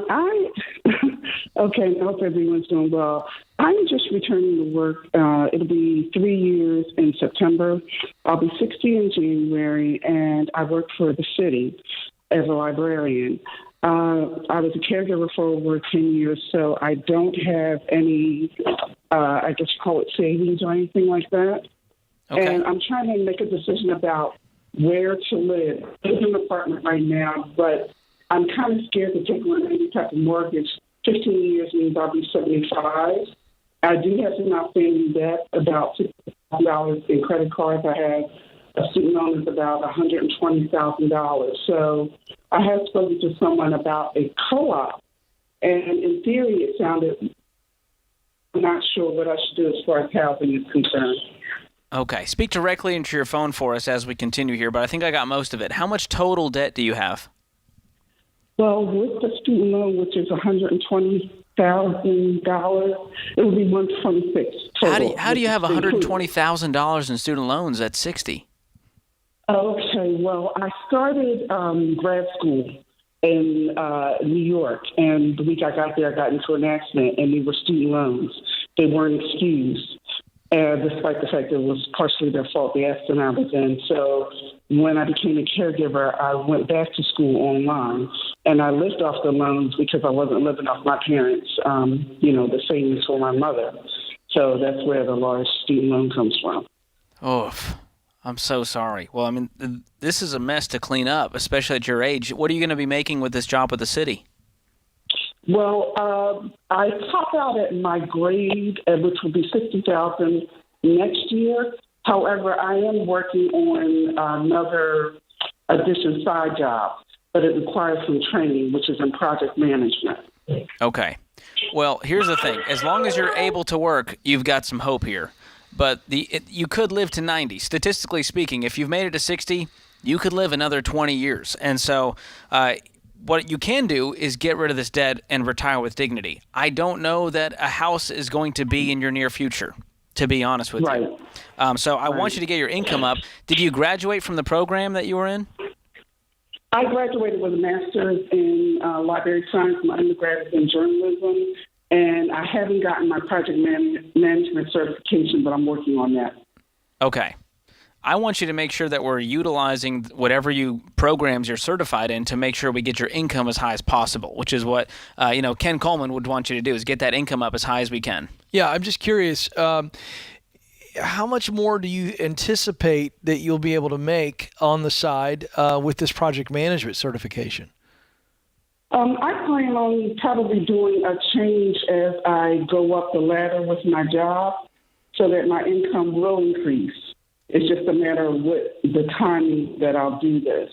With working for the city, you have certain steps just like you do with the federal government. Yeah. But I foresee, it bringing up from 60 probably to maybe 80 or so. Okay, yeah, and I would really encourage you to look outside of city government, state government, certainly with that project management certification, because project management is one of the hottest, let's call it a trade for our conversation right now, an opportunity for you to really grow, and you can do this across industry. So it's a very flexible, very, very I think upward moving opportunities for you. And right now, you've got to make as much money as possible. And so you called and started asking about a house. No, the answer is you're not. Oh, no. You can't even think about a house. Afford a house. No. Yeah, I knew I couldn't afford a house, but I was projecting in the future what would be a sound thing, a house or co-op or just staying in an apartment or even a condo. So whatever's affordable and safe. I mean, whatever you can, I want you to try to keep this thing around 25% of your take-home pay going towards rent. That may be hard to do in this market, but whatever you can find that's affordable in a safe area, that's what I'm going with for now as we try to get your income up. But this is a tough situation. I mean, you've got 6 figures in debt at almost 60 years old. And so I love that you're thinking about the future, but we need to have been thinking about this long-term in the past as we try to tackle these student loans, tackle the debt. So here's the thing. Stop the bleeding. We're not going to touch debt anymore. We got to get on a plan, get your income up so that we can start attacking this debt from smallest to largest, regardless of the interest rate. That is baby step 2, using the debt snowball method. So put $1,000 aside. The rest of the money you have goes towards the debt. Once we're done with that, let's build up this emergency fund of 3 to 6 months of expenses so that you can breathe and so that you can retire at some point. I don't know when that will be for you. As long as you're able to work, I think you got to keep working. Yeah, and I mean selling anything and everything. I mean, it's like you have to get some margin. And I'm going to tell you something. In this situation, if she can add that project management certification with not much more time or money, that is a good move to give her some professional options. And look, okay, government work A lot of people love government work. There's good jobs, good people doing things in government work. But you don't have the upward mobility that you can have in the private sector. Yeah. And so I really would encourage her to look outside of city government, state government work for the purposes of she's got to maximize her income, and I mean quick. Yeah, well, part of the issue I have with the public student loan forgiveness program is you got to stay in those public service jobs for a decade. Yeah, well. Which means your income would not be as high as if you were in the private sector. And so to hang on to that, all for them to hopefully forgive your student loans is a bad idea. But you brought it up, George, so I feel like here's a mini I rant. opened up a can of worms. There's not going to be student loan forgiveness. You heard it here first, folks. It's not going to happen. It's not going to happen. I mean, look, you got to understand how much money the federal government makes off of those interests, those loans, and the interest on those loans. It's a big business. And this is a political year, and they're going to dangle it out there as a possibility.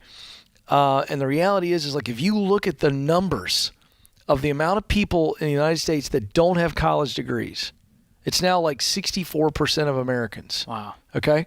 Then you look at, wait a second, the taxpayers are going to pay for your student loan forgiveness. You went and got the education. You signed up for the debt, and now we're just going to wipe it away. It's actually not the winning political issue that they think it is. So for a myriad of reasons, I'm trying to dash people's hopes.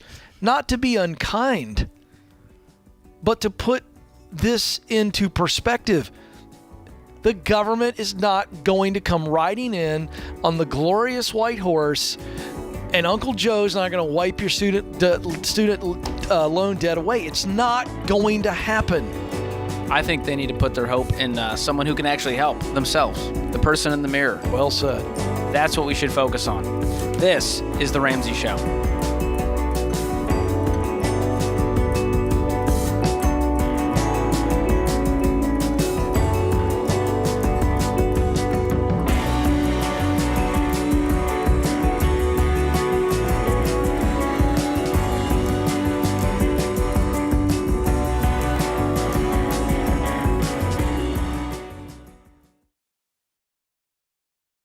Chaos. That's what it can feel like when your business is growing so fast you've outgrown your financial and accounting software. The faster you grow, the more likely you are to lose control of the numbers. And here's the reality. If you don't know your numbers, you don't know your business. That's why we use NetSuite by Oracle, the #1 cloud financial system. Over 28,000 companies use NetSuite by Oracle, including Ramsey Solutions, because NetSuite gives us a single view of everything we need to make daily decisions. Whether you're making a few million to hundreds of millions a year, NetSuite gives you the visibility and control of the things you need to grow, like your financials, inventory, HR, planning, budgeting, and more, all in one dashboard. Go to netsuite.com/Ramsey right now to get their free white paper. Jumpstart your CFO career.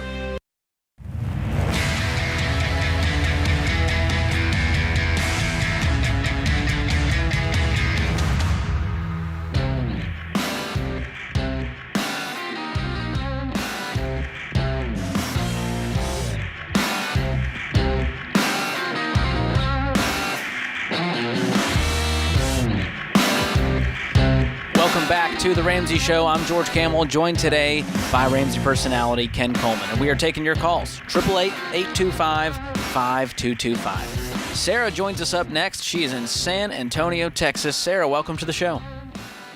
Hi, George. Hi, Ken. Thanks for taking my call. Absolutely. I'm hoping you can help me with this. I'm not really happy with my job. I want a career change, and what I'm interested in will make me substantially less money. Because of my salary and the lessons I learned from Dave Ramsey and you guys, I feel like I'm in a good place financially right now, so I don't know if I'm about to go off on the wrong track. Give me a snapshot. Single. Give me a snapshot of your financial picture. So I have a house that's paid off worth about $350,000. Whoa, that's fantastic. Awesome. Way to go. And I have about $500,000 in retirement. Wow. How old are you? I'm 42. Wow. Excellent. Way to go. You should say, how young is she, George? Well, I'm sorry, Ken. I'm not good at this. Absolutely. So, and Sarah, so I guess you've gone through all the baby steps, right? I'm on baby step 8. Yeah, you there are. There we go. I like the sound of that. Well, this gives you options. I'm hopeful. Yeah, you have options. How big of a pay cut would this be? From what to what? It's good. Right now I make about $110,000, and I want to be a teacher. Good for you. What do you do now? Oh, I'm an accountant. Okay, great. Okay, so what about going down? So let's see, do you plan to stay in San Antonio? I don't know. Right now, I guess I could go anywhere. I mean, I like San Antonio. Right now, it's just mainly the pay cut that I've only been kind of worried about. Right. Well, the reason I asked you if you're going to stay in San Antonio is because if you've not done your homework on what the teacher pay in your area is, that would be a good piece of information to get. Have you done that? Oh, yes. Yeah. I would be going down to between 50 to mid-60s. Okay. Have you run an exercise on what that would look like, how that would affect your lifestyle with that new salary? Well, right now I don't even spend that much. I mostly eat at home, and I go out with friends, but we don't go out to fancy restaurants. Yeah. So the point is that you can handle it. It's not even going to hardly affect you at all as it relates to what you feel and your normal rhythm of life. Correct? I guess my only concern is right now, if I leave my current job, that there's pretty much no going back. Well, wait a second. Why would we want to go back to something that you don't enjoy? Well, mainly for financial stability. I guess it's. Don't you have that, sweetheart? You are very stable. Yeah. I guess it's just after all the years of working, it's ingrained in me to kind of keep making money, and the idea. Well, you are going to a lot of anxiety. I get it, Sarah, and it's because you're so wise with money. You are dealing with the emotion of sticker shock from 110 to, let's call it 55,000. Split the difference between 50 to 60, and you look at that, and everything in your brain is telling you that is silly and crazy to do, which is why you called us. Am I right? Yeah, because it just goes against everything. Right. Everything that I've learned from you guys. Well, no, it doesn't. No, it doesn't. Because you have walked through the baby steps, you do have financial peace. And do you know that Ramsey Solutions a few years ago did the largest study of net worth millionaires that has ever been done? Any guess as to what the third largest group of net worth millionaires was in the United States and is? No. Teachers. Oh, wow. And number 2 was accountants. So either way, you're going to be a millionaire. So let's not worry about financial stability. Yeah, you're 42. You're going to keep investing your salary. It's going to be less, yes. Even if you didn't invest another dollar, that $500,000 over the next 20 years, you're going to be a multimillionaire. So here's the, no pun here intended, but the $1 million question is, why do you want to be a teacher? What's the why? I guess I've always enjoyed teaching. It's one, I'm sick of a desk job right now. I've been my spine is starting to hunch over. I feel like it's in a position. Who do you most want to teach? I guess kids between I would say the junior high school level. Now, see, that's very interesting. That's very specific, and I'm glad. So that's middle school. Yes. You see, as a teacher, someone who wants to teach and instruct, you could be a corporate trainer and make 6 figures. So I'm challenging you a little bit on this to say, doesn't mean you have to be a public school teacher. But if that's what you want to do, the great news is, Sarah, you have walked out the baby steps. You're in baby step 7. You can work like no one else because you're on your path. You've done all the hard work. So it's counterintuitive to say, all right, I'm going to go from making 110 to 55. I get that. But the reality is for you, it doesn't matter. It won't even hardly affect you at all. So who you want to teach and why you want to teach has to be your focus. Mm-hmm. Yeah, I guess I just wanted to make sure I'm not in a grass is always greener situation. Okay, I'll give you a test for that. Have you hung out with any teachers and talked to them, people that are teaching on the junior high or middle school level, and talked to them about the ins, the outs, the good, the bad, the ugly? Yes. And? Yeah, I feel like I would enjoy it. It's just that financial aspect. You know, right, George? I grew up in a poor family, so I'm just really scared of that. Sarah, you've done so well, and I know it's hard to make the shift where you go from intense to intentional, but you've done so well. Mm-hmm. And guess what? If you're a teacher making $55, guess what you can do on nights and weekends? If you're really strapped financially, you can do some freelance accounting. You can do some tutoring. There's always going to be ways to increase your income, but right now you're saying, I hate my life, I hate my job, and yet I'm doing so well financially. So that's not worth it. You're worth more than that, and you're 42 years old. You could have another 20 years plus in your working career to have an impact, to have that joy that you're craving. Yeah. I mean, that's kind of why I was calling, because I know that the show has said that money's supposed to help you live a life of purpose, and right now I don't feel like I'm living that. But I mean, so you're not. I just wanted to make sure. Sarah, you are on the right path. You have been on the right path. You're exactly where, when we talk about this idea of financial peace and then working on purpose, you're there. You were created to fill a unique role, Sarah, in your work. That means you are needed, and it also means you must do it. And your soul is slowly slipping out of your body every day you go back to that job. Is that true or false? Oh, yeah. I do not like it. Well, then life is too short to live that way. Life is too short to work that way. You're fine. Sarah, write down all of your financial fears and then write down worst possible scenarios and then figure out what the solution would be for that. Worst case, you lose your job. Worst case, the stock market goes down for a few years. Whoop-de-doo. You're going to be okay. You have a paid-for house. You don't owe anyone any money. Yep.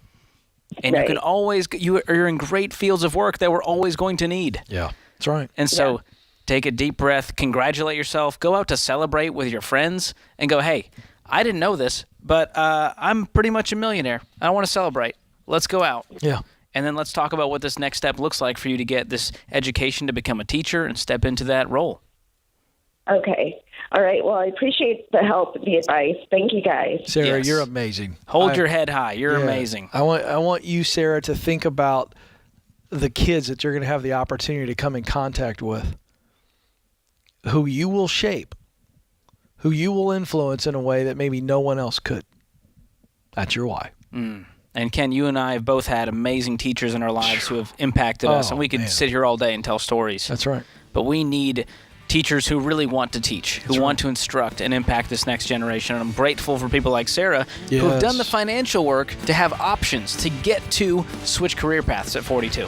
That's inspiring. Listen to that song, Learning to Fly. There it is. More of what you love coming up. This is The Ramsey Show.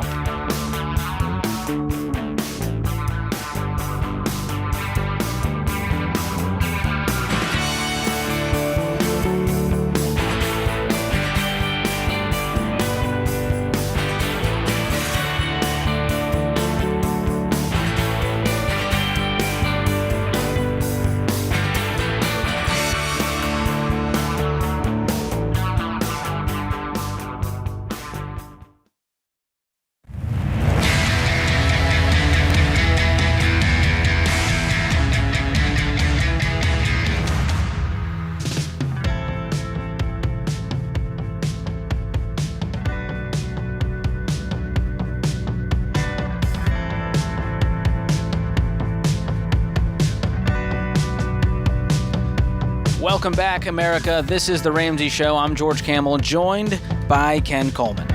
Our question of the day comes from Blinds.com. Find out for yourself why they are the #1 online retailer of custom window coverings. You get free samples, free shipping, and with the new promos they run every month, you'll save even more. And y'all know I love a good deal, so use the promo code Ramsey to get the best deal.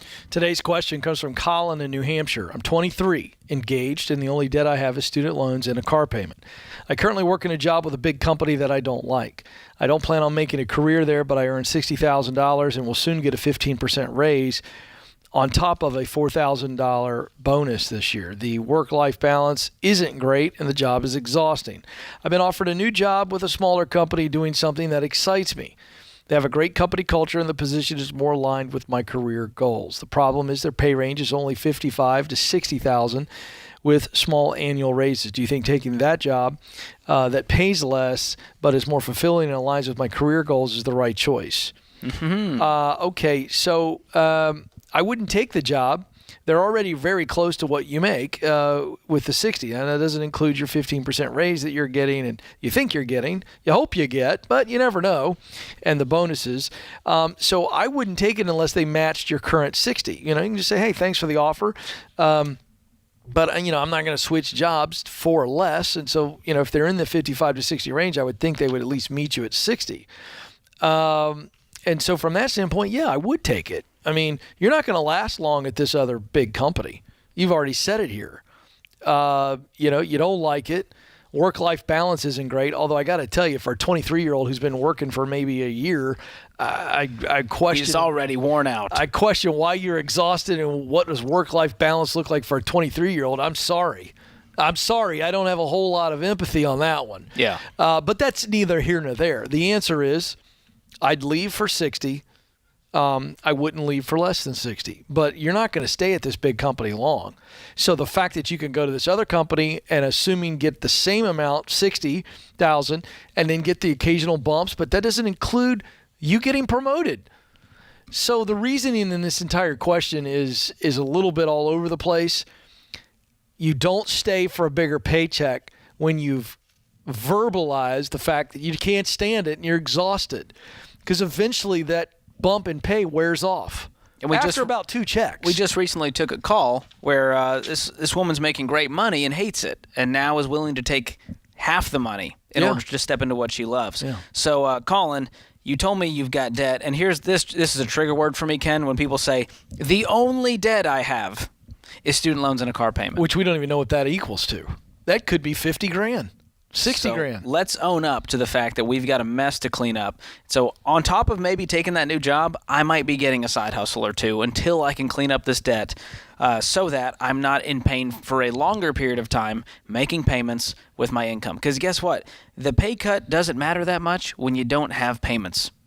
It's amazing how that works. But I got to warn you, you might be exhausted. That is part of it. Buckle up, Colin. This is adulting. This is how it works. Well, appreciate the question, and congrats on the impending wedding, and good luck with your career move. Joining us next, Osiris is in Colorado Springs. Osiris, welcome to the show.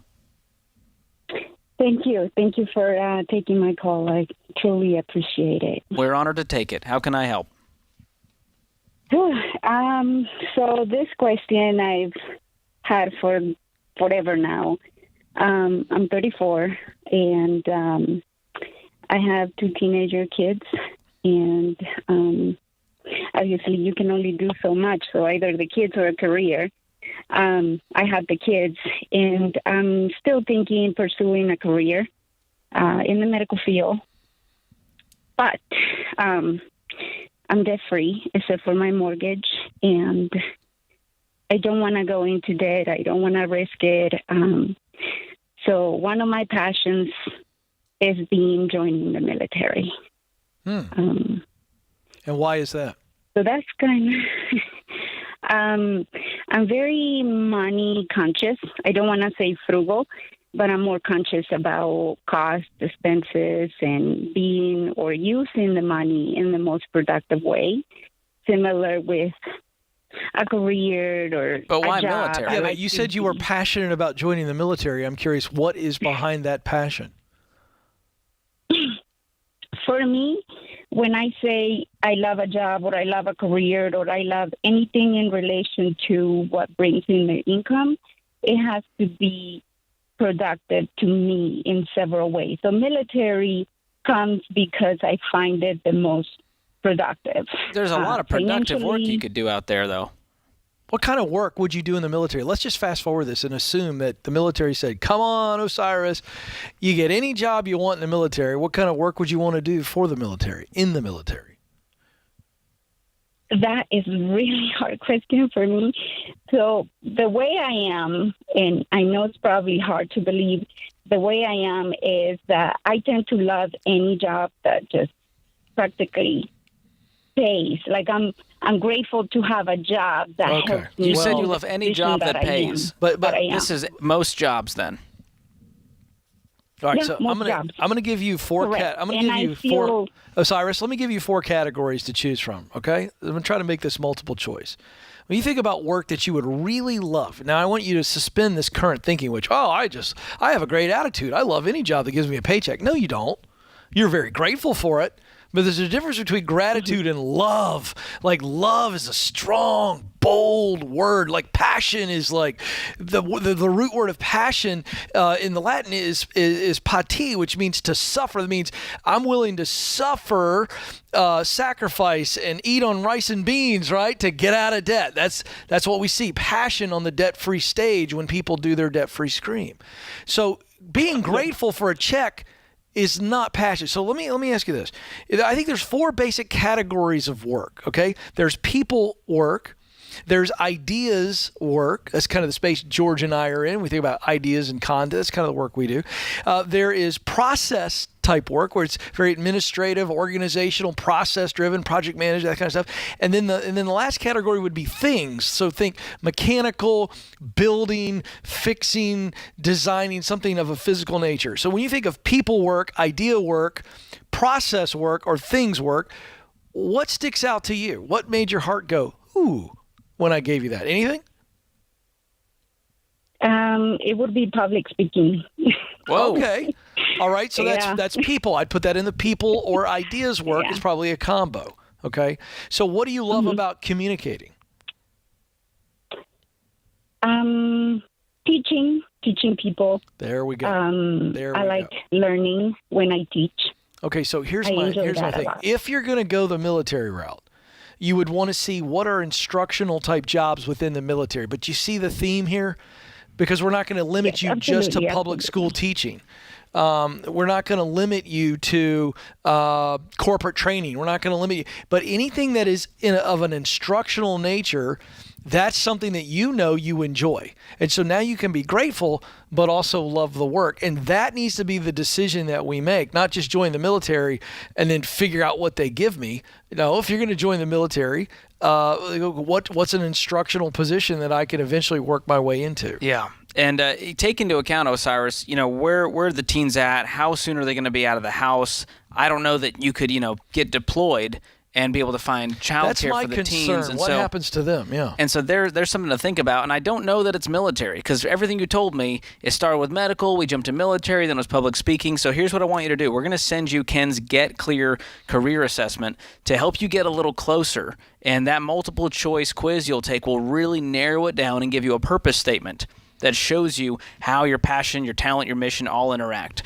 So hang on the line. Kelly's going to pick up. We're going to get you a code to take that Get Clear assessment. I hope it gets you a step closer and gives you a little more homework to do as you navigate what this new career path looks like. Yeah, a couple fun questions when you get your results. Who do I want to teach? Where do I want to teach? How do I want to teach? It's going to open up a lot of creativity and ideas that you can begin to then test and formulate. Thanks so much for the call, Osiris. This is The Ramsey Show.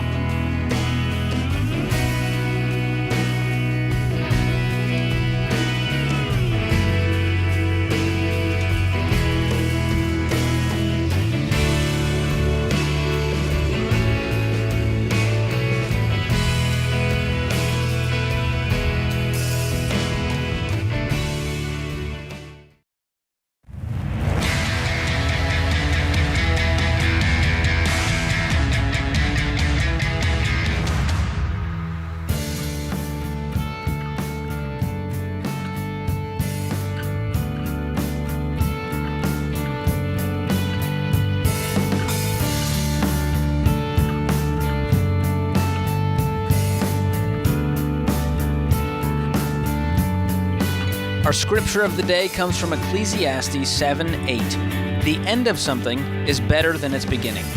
Patience is better than arrogance. Edmund Hillary said, "It is not the mountain we conquer, but ourselves." Good stuff there. This is The Ramsey Show. Jake joins us up next in Chicago, Illinois. Jake, welcome to the show. Hey, George. Hey, Ken. How are you? We are great. How can we help today? All right. Well, I'm at kind of a crossroads financially, and work-wise and relationship-wise this week. I started a new job about 5 weeks ago in a totally different career path. I'm about halfway through my 10-week training with this company, and I'm not getting the direction or leadership I need from my team manager. And then also in about 2 weeks, I'm going to be closing the deal on my house. I'm going to be selling it. The house is paid off, and I'm going to be moving it back in with my parents. And I just don't know what to do with my money, or if I should be holding on to it and trying to look for the next deal in the real estate market, or just trying to invest it. I don't know what to do. Okay, I'll let Ken hit the career part first, then we can get into the financials. Yeah, what makes you think that that you're not getting what you need in this training process? Well, there's two parts to the training. One's done through the corporate office, remote, and then one's done with my actual team manager in my region. And the remote part's going great. I'm getting all the necessary tools that I need from my training advisors. But as far as my team manager, I've been doing my due diligence to reach out to that person. And last week, yesterday, I was sent on a wild goose chase and kind of set up for failure. And she admitted to it too later in a phone call with me that hey, I just kind of set you up for failure to see how you would react to it. It's I'm 5 weeks on the job. I have no idea. This is totally new to me, totally different industry than what I'm coming from. I'm I was not expecting this. Well, how did you handle it? I did have to make a decision. Was it the right one? And right now, it resolved the issue, but it's just delaying it for another 5 weeks. Okay, so are you this was a technique of hers. It may be a horrible leadership technique, but it was a technique. She owned it. She did it on purpose to see how you'd handle failure or indecisiveness or whatever. So do you believe that, or do you not believe that? Because you could believe that and go, I still think that's just horrible bossery, or you could go, I don't believe her. It could be her technique, because I have reached out to some of my team members, and they're yeah, this is kind of how she operates. All right. So and it was just something new to me, I guess. But you feel whipped. Yeah, especially only being on the job 5 weeks. Yeah, but you're not going to get demoted. I guess what I'm saying is I want to understand what has just whipped you. You feel whipped emotionally, oh my gosh, it was a technique. She does it to other people. Was there any learnings from it? Do you feel there's no going back? What has caused you to be so deflated? I guess just the communication aspect. It's just really hard to communicate with this team manager, whereas I'm used to, I'm used to face-to-face interactions too. This is totally new to me, to remote learning and remote work. Yeah, but you said the remote learning is doing well. It's the face-to-face learning that you're having issues with. Yeah. All right. So my point is George can handle the money stuff pretty quickly on this, but which way you leaning here? Are you done? Or are you willing to give this thing a chance and give yourself an opportunity to learn and grow here? I would like to give myself an opportunity to learn and grow here. I don't know. Did you talk with the leader about this in detail about, hey, I understand this was a goose chase to see how I reacted to this. Is this going to be normal? I'm feeling like I need a little bit more attention and training on this. Have you expressed that? I have not yet, no. You need to express that. You need to give yourself a chance. Okay. You chose this career path on purpose, or did you fall into it? No, I chose this career path on purpose. Why'd you choose it? Well, I came from a blue-collar background. I'm 26, by the way, but I came from a blue-collar background right out of college. I got my degree in finance. And the industry I went into now is insurance claims. Good. And I felt that it was a good aspect for my skills, because I've worked with contractors in the past, but I also love working on small projects. I like dealing with details and numbers. Sure. And I thought that this would be a great career avenue. Well, can it still be? I believe so, yes. Good. So my point is, you're not an indentured servant here. You don't have to stay at this company forever. Let's stick this thing out and get some good skills, get some good experience. Stick this thing out. Yeah, I'm going to grow my hard skills and soft skills while I'm here. And hey, 6 months, a year down the road, if you still don't trust and respect the leadership, move on. Then move on. But you're 26. You're going to be okay. And on the house side, you said you had a paid-for house that you sold? Yeah, in about 2 weeks, I'm going to have a little, right around $295,000. And why'd you sell it? For this new career, it's a proximity job, so I have to live in a certain region of Chicagoland. So where my house is located, I'm actually in the city of Chicago, so now I got to move out to the suburbs. And your parents happen to be in that area? Correct. Okay. So what's the long-term plan? The long-term, well, this might sound stupid. I'm in a serious relationship. I was planning on possibly buying a house with that said person in where my parents' area is, that suburb. But I was looking like that's not going to work out either. So now I'm thinking the relationship's not going to work out? Correct. What makes you think that or know that?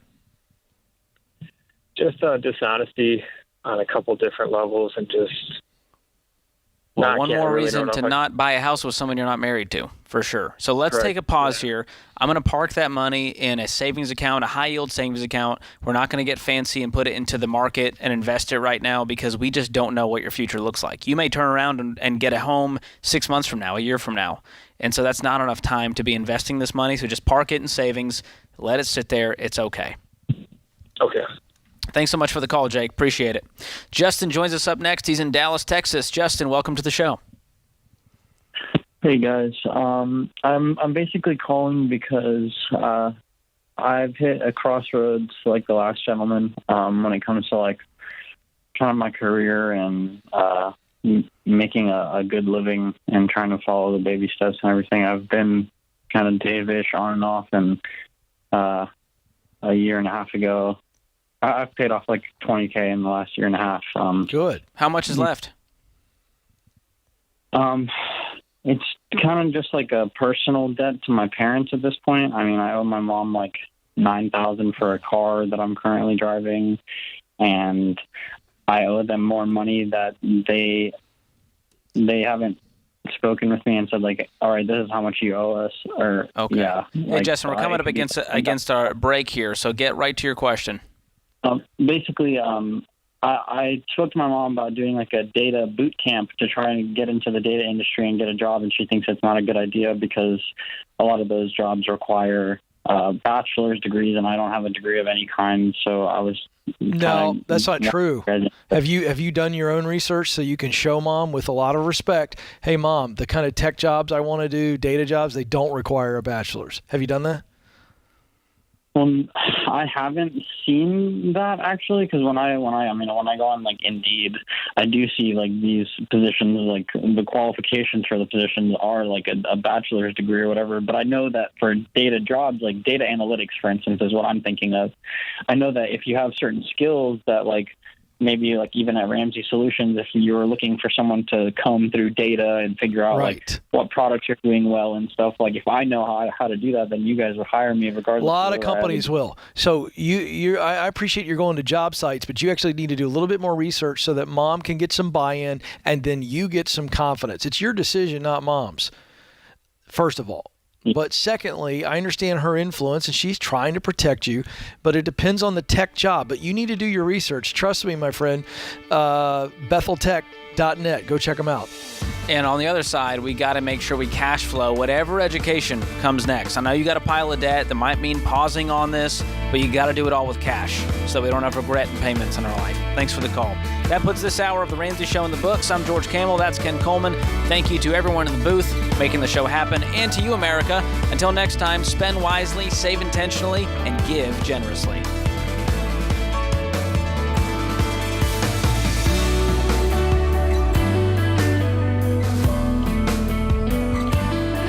Hey folks, Ken Coleman here. Did you know The Ramsey Show is one of the most popular podcasts in the world? Get your daily dose of advice on life and money.